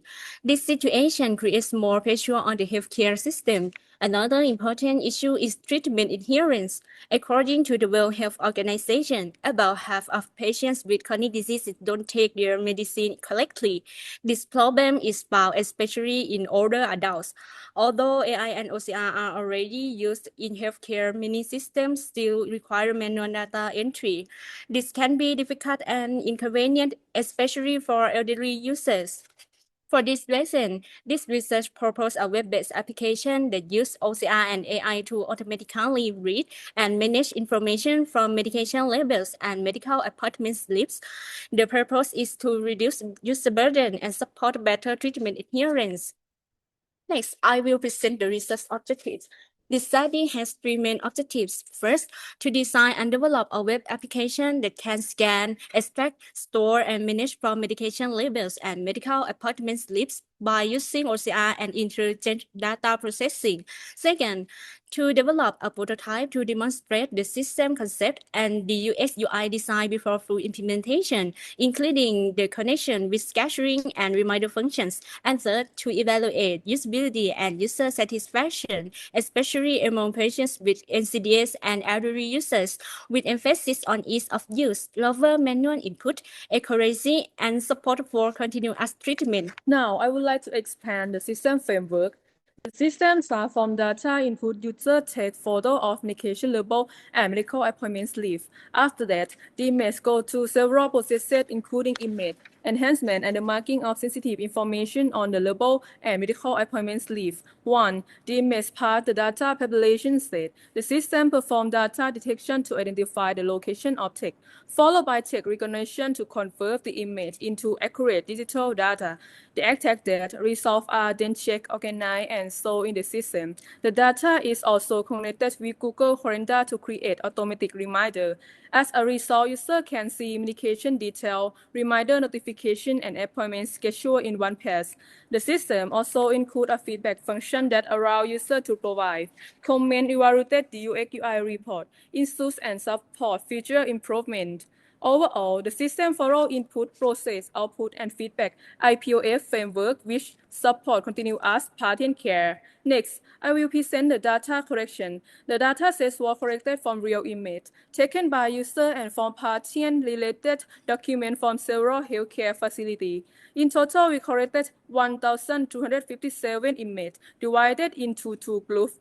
The first group contained 1,155 medication label images. This image include important information such as medicine name, dosage instruction, expiration date, and warning note. The second group contains 72 medical appointment slip images. This image include doctor name, patient name, appointment date, and time, survey location, and additional instruction.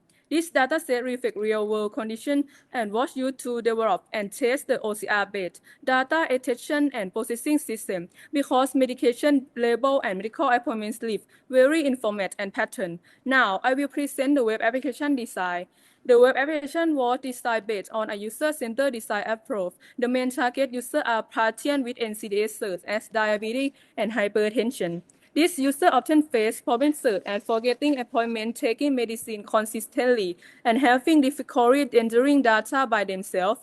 Therefore, the system was designed to reduce memory burden, improve clarity, and support continuous care. This interface is simple and easy to use with three main functions. First, user can scan or upload image of medication label and medical appointment slip, and the system will automatically attach important information. Second, the system displays the exact data in a clear and well-organized format. Third, the system provides reminders of medication and appointment through a digital calendar. This function helps users manage medication more effectively, prepare for doctor visits, and reduce the risk of mistakes. This figure shows the web application design including A. The image upload module, B. An example of medication label, and C. The section that shows the analysis results. Next, this is an example of doctor appointment integrated with Google Calendar. Appointment details are automatically added to the calendar, allowing users to view schedule, receive reminders, and manage their appointment more effectively. This is the expert variation form used to evaluate the suitability and consistency of the UI design using the item objective congruent IOC method. And this is the user evaluation form used to access the UI design using a 5-point record scale. Next, this slide presents the result in table 1. We summarize the IOC assessment by 3 experts. The IOC value range from 0.67 to 1. This means that all evaluation items are acceptable and consistent with the research objective. For user experience, most items receive a score of 1. This shows that system is easy to understand and help reduce memory burden. For user interface, most items also receive a score of 1. However, some aspects, such as color design and suitability for users of all age groups, receive a score of 0.67. This result suggests that the overall evaluation of items are valid, but some interface elements can still be improved. And this slide presents the result in table 2. We summarize the user satisfaction evaluation from 35 participants. For user experience, the highest mean score was 4.37 in the item related to reducing the burden of remembering medication and appointments. The results show that the system can effectively support users in early healthcare management. For user interface, layout, clarity, and menu navigation also receive high mean score above 4. However, font, size, and icon suitability receive slightly lower score. This suggests that some part of the interface should be improved to better support user with different needs. Overall, the results indicate that the system is effective and is well accepted by users. Now, I will move to the discussions. First, in terms of system effectiveness, the findings show that the system can support patient care effectively, especially by providing reminders for medication and medical appointments. This helps reduce mistakes caused by forgetfulness. Second, in terms of user experience, the system is easy to use and helps reduce manual data entry. This also improves the accuracy of medical information management. However, in terms of user interface, some aspects still need improvement, especially font size and accessibility for users of different age groups, particularly elderly users. This finding shows that adaptable and inclusive design is important for digital health systems. In summary, the system has good potential for real-world use, but further improvement in the user interface is still needed. In conclusion, this research presents the design, development, and evaluation of a web-based prototype that integrates OCR and AI for automated medication labels and appointment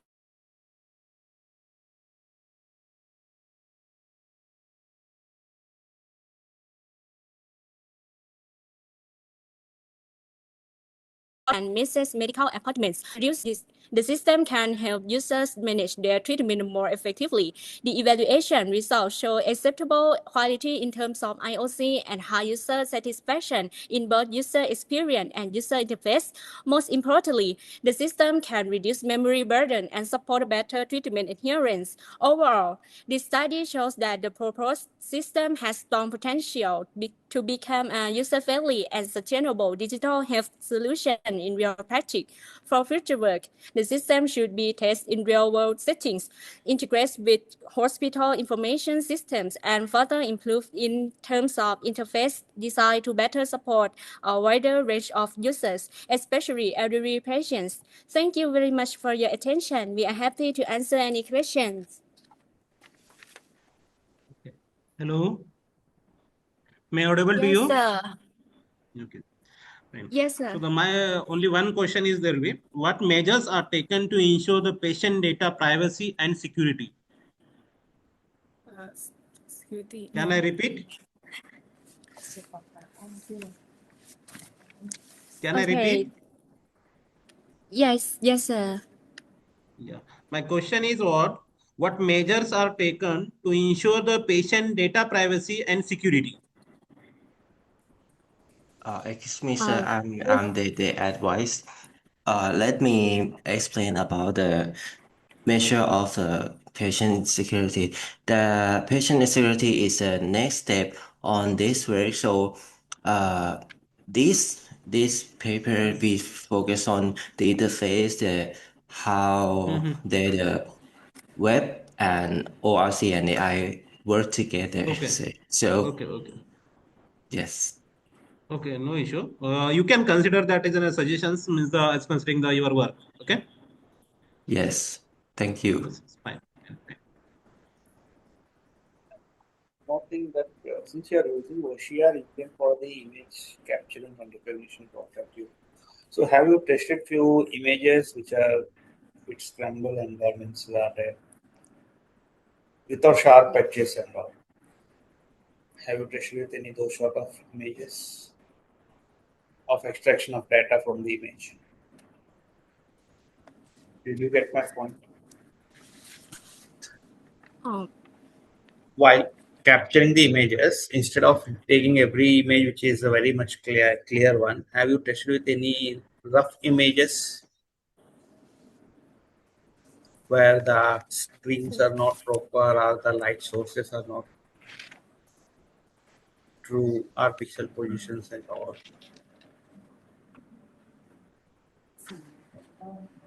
Data. Okay, let me take a moment to think about it. มีการสุ่มมีการเลือกฟังมีการสุ่ม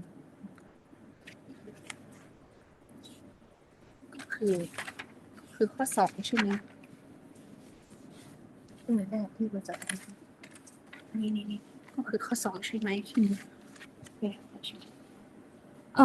We have collected a total of 1,217 images, including medication labels and appointment slips from various hospitals to cover a wide range of formats, layouts, and real-world lighting conditions.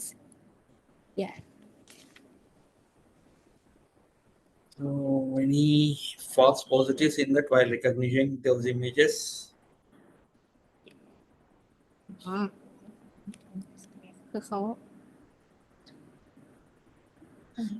While giving those samples of images, any false positive that have observed in OCR output that you have?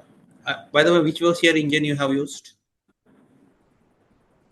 พี่ยกตัวอย่างพี่ฟอนต์ผิดอ่ะ ใช้สิ่งผิดใช้สิ่งยังไงนะ พวกสมองพวกอะไรเป็นไม่รู้จะพูดฟอนต์น่ะ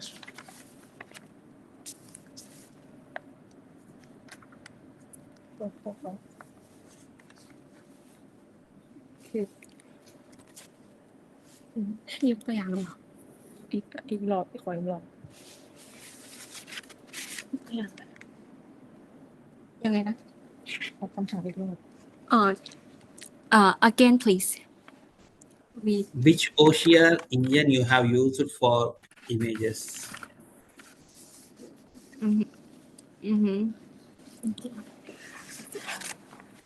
Have you gone through those technical things or not yet? อะไรนะ OCR engine for image recognition point of view, optical character recognition, which engine you have used? ให้ยกตัวอย่างคำผิดเหรอ ให้ยกตัวอย่างที่เจอผิดพลาดเรายังไม่ได้ทดสอบ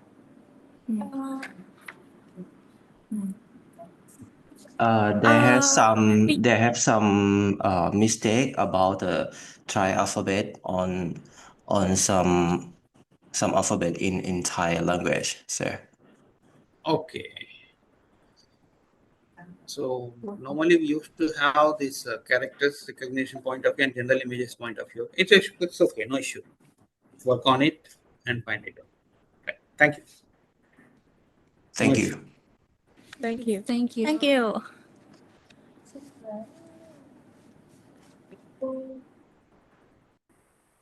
Thank you for your presentation. Next, we have Rashmi Shivandhuni presenting the paper titled Leveraging MRI-based knowledge vectors for accurate classification of neurodegenerative diseases.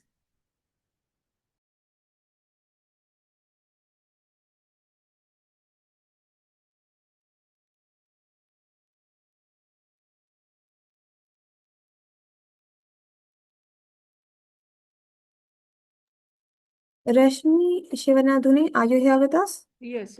Hello. Am I audible? Yes, you're audible. Yeah. Thank you for giving this opportunity. My name is Rashmi Shivanadhuni. So I want to give the presentation on the paper leveraging MRI-based knowledge vectors for accurate classification of neurodegenerative diseases. So coming to the part of introduction here, basically the global burden is like the Alzheimer disease, where where the age of above 65 is suffering from these diseases, so that we need to do the early detection for this, so that the progression or we can say the improved outcomes can be happen earlier. So day by day, the number of expected is dramatically raising on the diseases, because like this Alzheimer's is going to affect the memory and the movement and overall the functioning of the brain. So where I have taken the I got the gap, that is nothing but the classification challenge here. So the MRI, why we are using the MRI here, for nothing but to take the detailed structural image where T1 weight and the flare has been taken. For this, what are the key features for this? For T1 and the flare, I have taken the three features like cortical thickness, hippocampal volume, and the third one is the white matter integrity.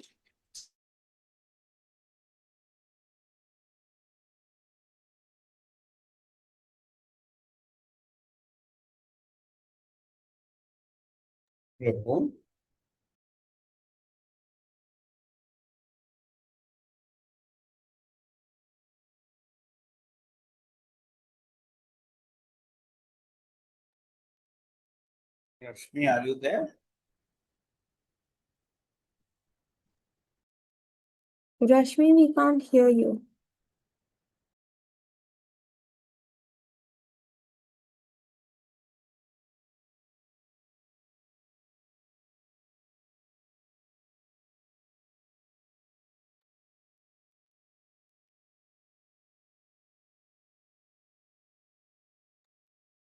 Rashmi, are you there?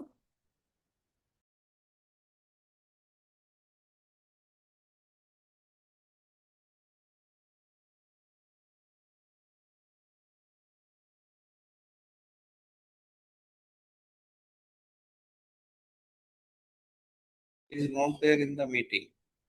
Be net issue. Yes, so I think she's facing some technical difficulties, so we'll be moving forward with the next session. Next one. Yeah.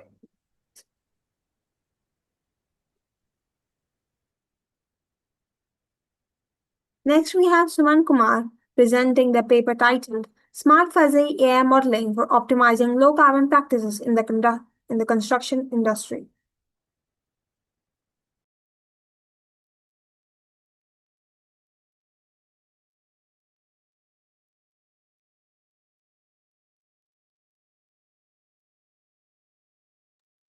Suman Kumar, are you here with us?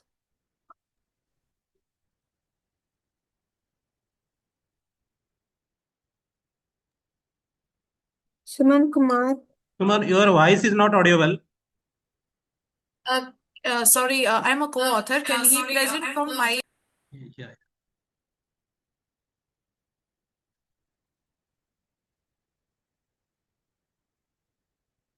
Can he present from my audio, because I guess his computer has some issue. He is my co-author. Hello. Sanskriti ma'am permits. Yes, 1 minute. This is Ankita speaking, right? Yeah. We just use the audio. You can present audio. after this. Rashmi is back, so she'll be presenting now. Okay, fine. I'll announce when it's your turn to present. Then you can present from your end. Sure. Thank you so much. He will only present. Okay. Thank you so much. Yeah. Rashmi, are your technical difficulties solved now? Yes. Sorry for the interruption. Actually, the internet is so low here right Okay, now. So no problem. Please continue and just be sure to make it quick, as already a lot of time of your presentation has been taken. Yes. Why is nothing but here it is going to observe the brain changes, nothing but it is going to capture the structural and the functional changes, and also going to give the quantification of those related issues.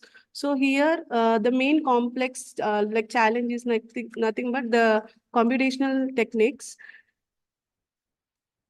So where I have find some key diseases in the MRI, like Alzheimer's disease, hippocampal atrophy, cortical thinning, Parkinson's disease, changes in the basal ganglia, regions crucial for the motor control. So here I want to say something on the like Alzheimer's disease, where it is a progressive neurodegenerative disorder. So where it's going to destroy the memory and also the thinking skills of the person. I can say it is a memory eraser, which is nothing but the age above the 65. And also it is, firstly, it is going to do with the neuron death, nothing but the brain cells will die. And the second one is a synaptic loss, nothing but the connection between the cells is going to disappear. And the third one is the brain atrophy, so where the brain is going to shrink. So this is what about the Alzheimer's disease. Hippocampal atrophy, here it is nothing but it's a biomarker, I can say, it's a biomarker of the brain health memory related disease, where the brains can, when it's going to check like when the brain dies or the shrink. The third one is a cortical thinning, So it is nothing but the outer surface of the brain, like it is going to, I can say it is a thinking part of the brain, which is responsible for the memory and the language. So Parkinson's disease, where it is a basically it is for the movement breakdown, nothing but the brain cannot properly control and coordinate body movements. The next one is the changes in the basal ganglia, nothing but it's a group of deep brain structures where it's going to control the movement. So the last one is the motor control, nothing but the part of the brain that work together, like the plan or the start, we can say, for the body movements. So the necessity for improving classification system using the comprehensive set of extracted features, nothing but here we are going to have the more robust approach to like problem of neurodegenerative diseases. Like it's too complex for the classification system. So the coming limitations for the previous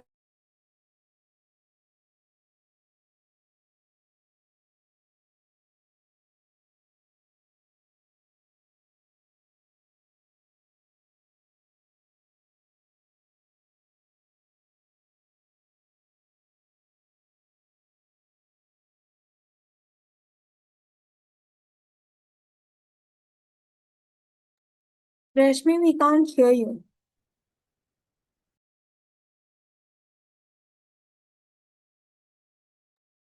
Rashmi, are you there?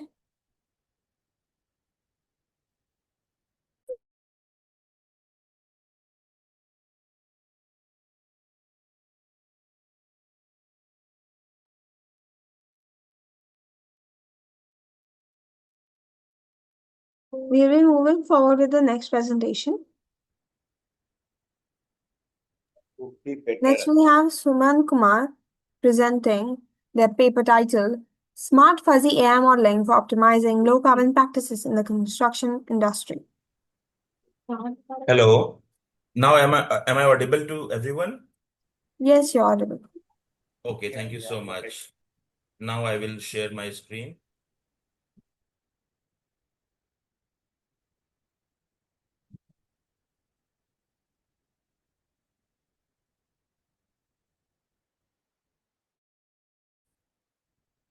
Is it visible? Yes. Okay. Yeah. First of all, good afternoon, everyone. Thank you, ICTIS Thailand 2026 for giving me this opportunity to present my paper that is titled Smart Fuzzy AI Modeling for Optimizing Low Carbon Practices in the Construction Industry. Here are my overview, like introduction, research question, LR, framework model, methodology, result, discussion, conclusion, and all the references. Here are my co-authors, my professor, my colleague, all are from the Department of Business Administration, Asia University. Let me start with the introduction of my topic. As the construction industry contributes approximately 38% of the global carbon emission, and it is a highly energy intensive and relies heavily on the resource consumption. Although sustainability has become a global priority, existing solutions remains fragmented and inefficient. More importantly, there is a lack of intelligent decision support system to guide the low carbon transformation. Here are my research gap. Despite of growing attention, there is still no integrated framework that connects technology, policy, financial, and operational factors. Most decisions are still based on the human judgment and experience. Additionally, current approaches fail to effectively handle uncertainty. Therefore, there is a strong need for an AI-based intelligent decision model. Here are my research objectives. The objective of this study is to develop an AI-enabled fuzzy decision model, and this model also integrates multiple sustainability dimensions into one frame. Yes, it also aims to improve decision accuracy, reduce uncertainty, and support low carbon transfer construction strategies.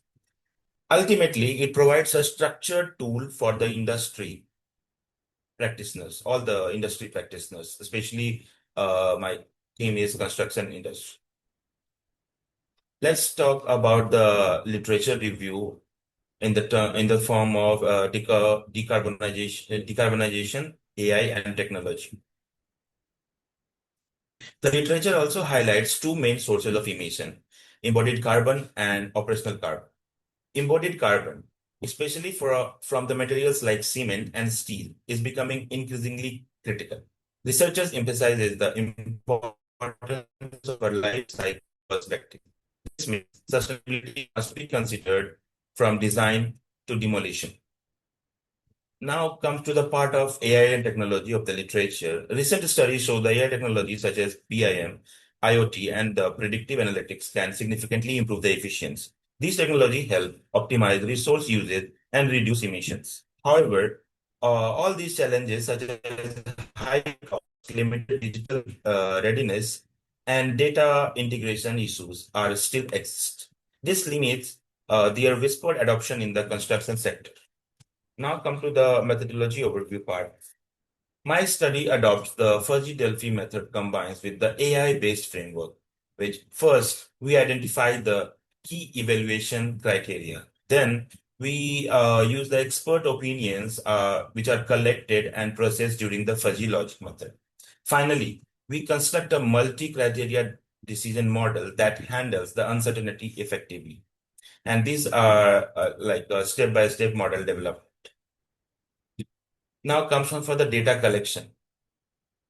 My data was collected from the 30 industry expert, like construction industry expert with more than 10 years of experience. And it is a structured questionnaire was used to gather their evaluation. The fuzzy scoring system allows us to capture uncertainty in the judgments. This ensures both reliability and the practical relevance of this model. Now comes on the model structure. For this, I have prepared a AI-based video with my result. So let's check out this video.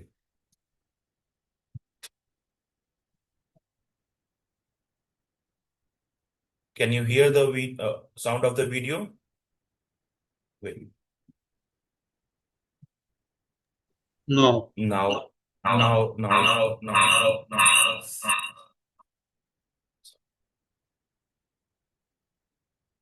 The construction industry is a way to contribute global carbon emissions.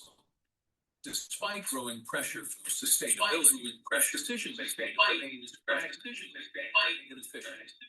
This study proposes an AI-enabled fuzzy construction.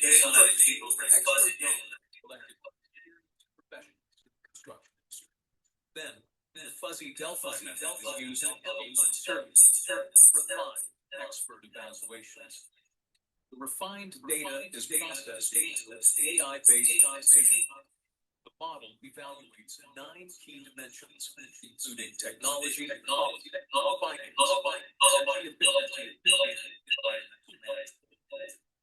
finally, the system generates optimized enablement strategies. This framework transforms traditional decision-making to a data-driven. Sorry, due to the sound effect, maybe not correct, but I will share this to everyone so that everyone can have this.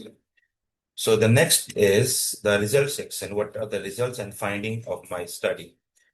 So the result shows that AI significantly improved the decision-making accuracy. The fuzzy model effectively reduces the uncertainty from the expert evaluation, and it also helps to identify the most critical factors for the low carbon transformation. Overall, that model enhances the sustainability performance and the energy efficiency. Now, for the contribution part, my study contributes by integrating AI, fuzzy logic, and the sustainability into one framework. It provides both theoretical advancement and the practical value. The model can be used by the policymakers and the construction managers so that it can support more informed and the data-driven decision making. Now, the conclusion and the future work. In the conclusion, my study presents an intelligent framework for the low carbon construction. It also improves the decision-making quality and the reduces environmental impacts. Future research will also focus on the real-time AI integration and the global application. So that's all. And these are my references. And I have a takeaway from my today's presentation. Like, we cannot manage what we do not measure. Okay. So it is this quote is by Peter Drucker, which he's an Australian American management consultant who says that my model enables measurable and the data-driven decision making for the low carbon construction. So I can relate my paper with this takeaway. So that's all from my side, and it's question time. I can welcome whatever question will be asked by the panel. Thank you so much.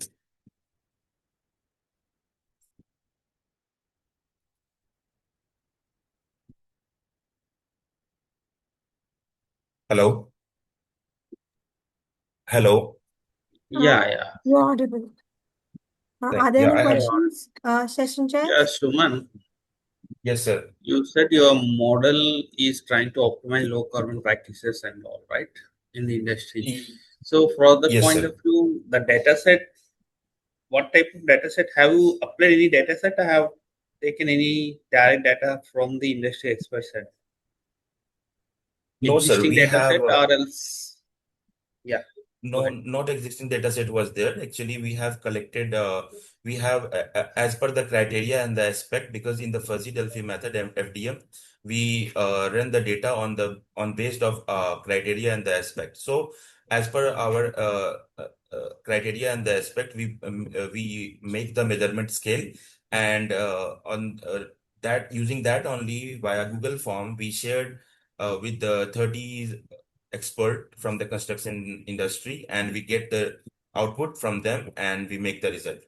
That is why 9 criteria was successful in my research, and rest of was not useful. That's all. Okay, right. Thank you.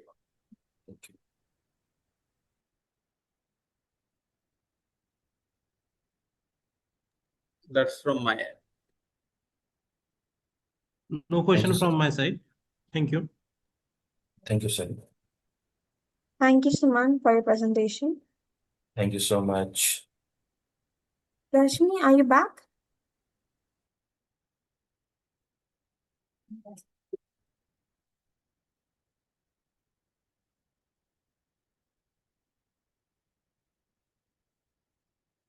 Our next presenter is Hanif Rizaldi, presenting their paper titled The Emergence, Adoption, and Challenges of AI-Driven Human Resource Management, a Systematic Review.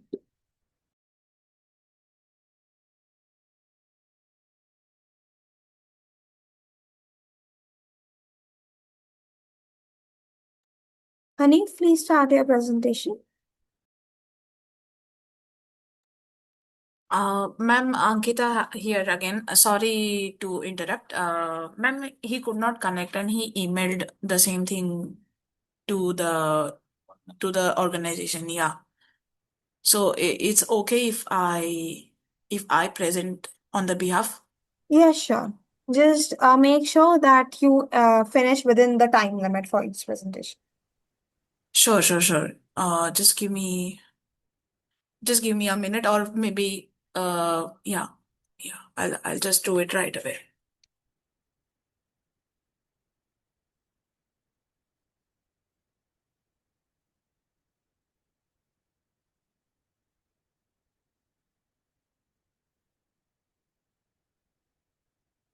Is it visible? Yes, it's visible. Just a moment.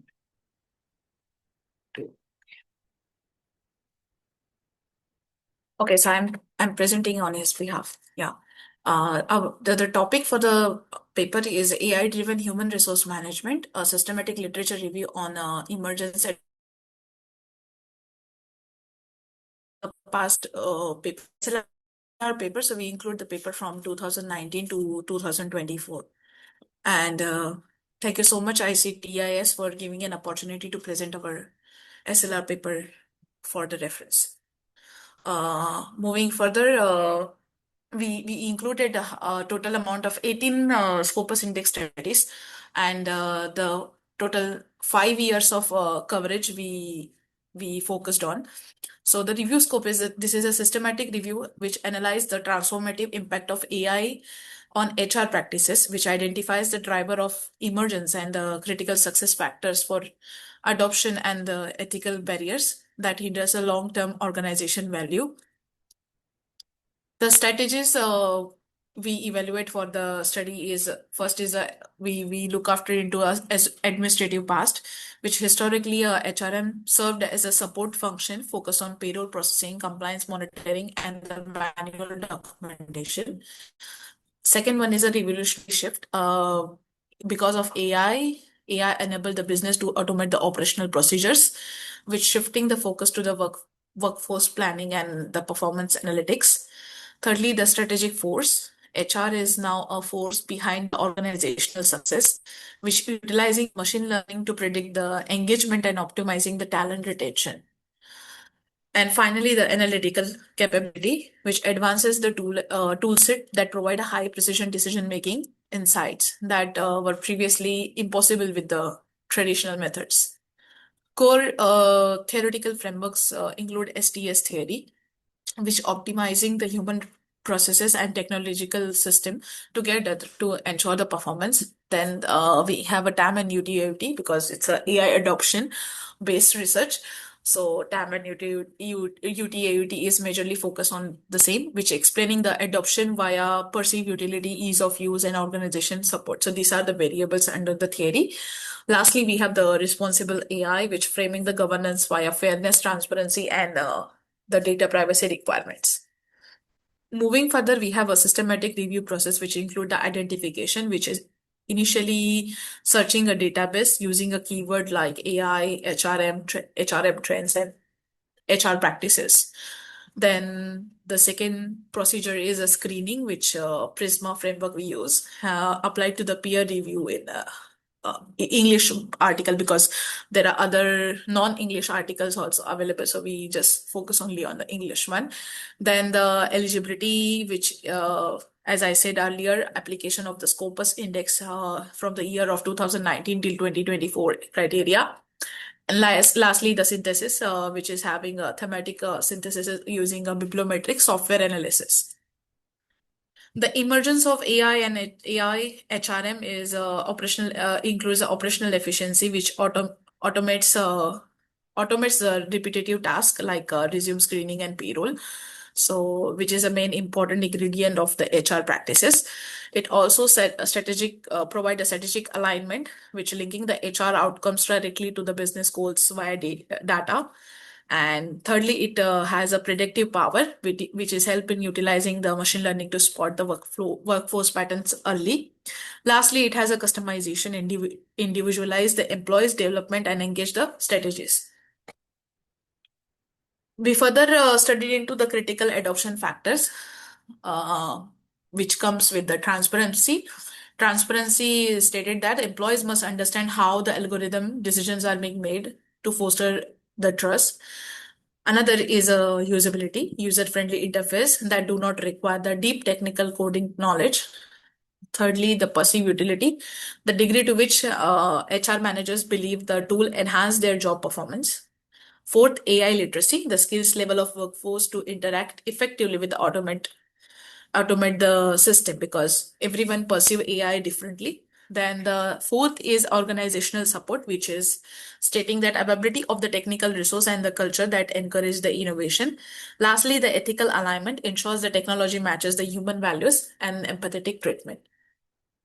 The discussion synthesis stated that AI should be used to complement the human decision-making process rather than substituting for it, ensuring the policies are characterized by the both rational analysis and personal perspective. Thank you so much for hearing me out. And if any question, I would like to hear. Thank you so much. Yeah.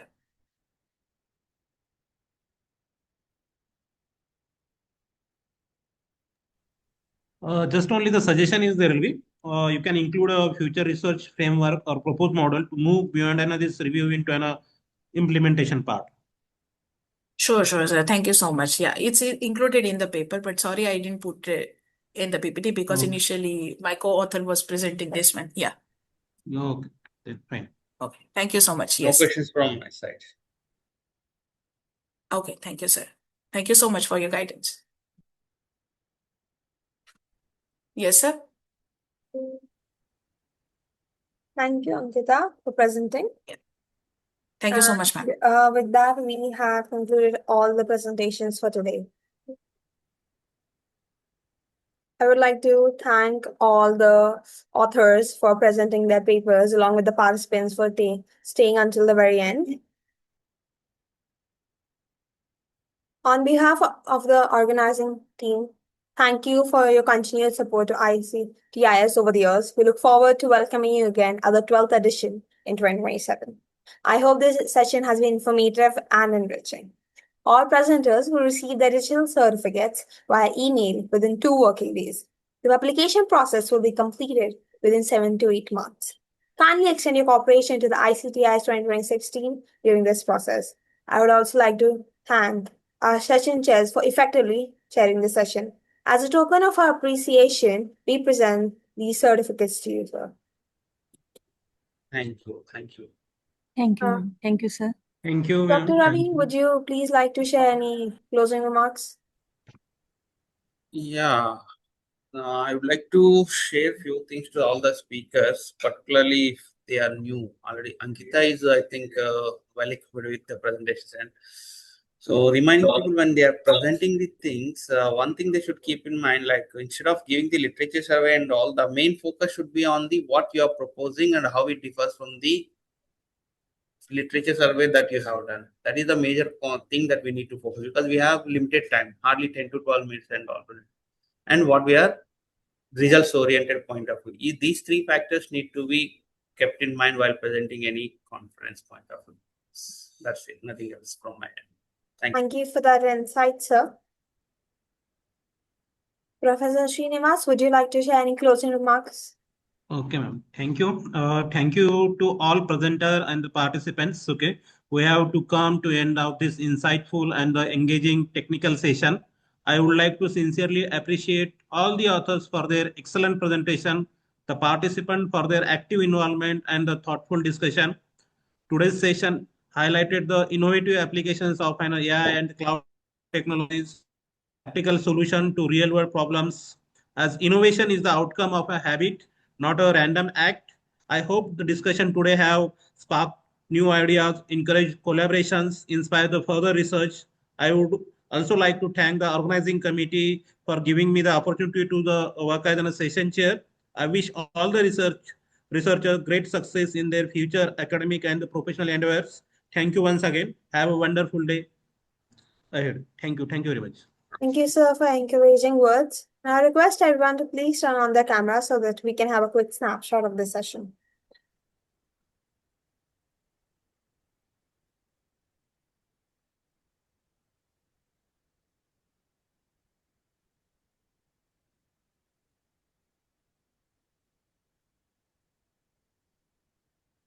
Thank you, everyone, for joining us today.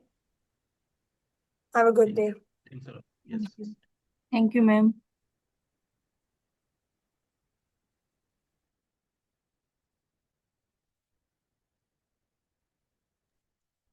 Thank you, Ravi, sir. Thank you very much, sir. Thank you to you also. Thank you, Ravi, sir. Thank you, Srinivas, sir. Thank you, Beta. All the best. Thank you, sir. Thank you very much.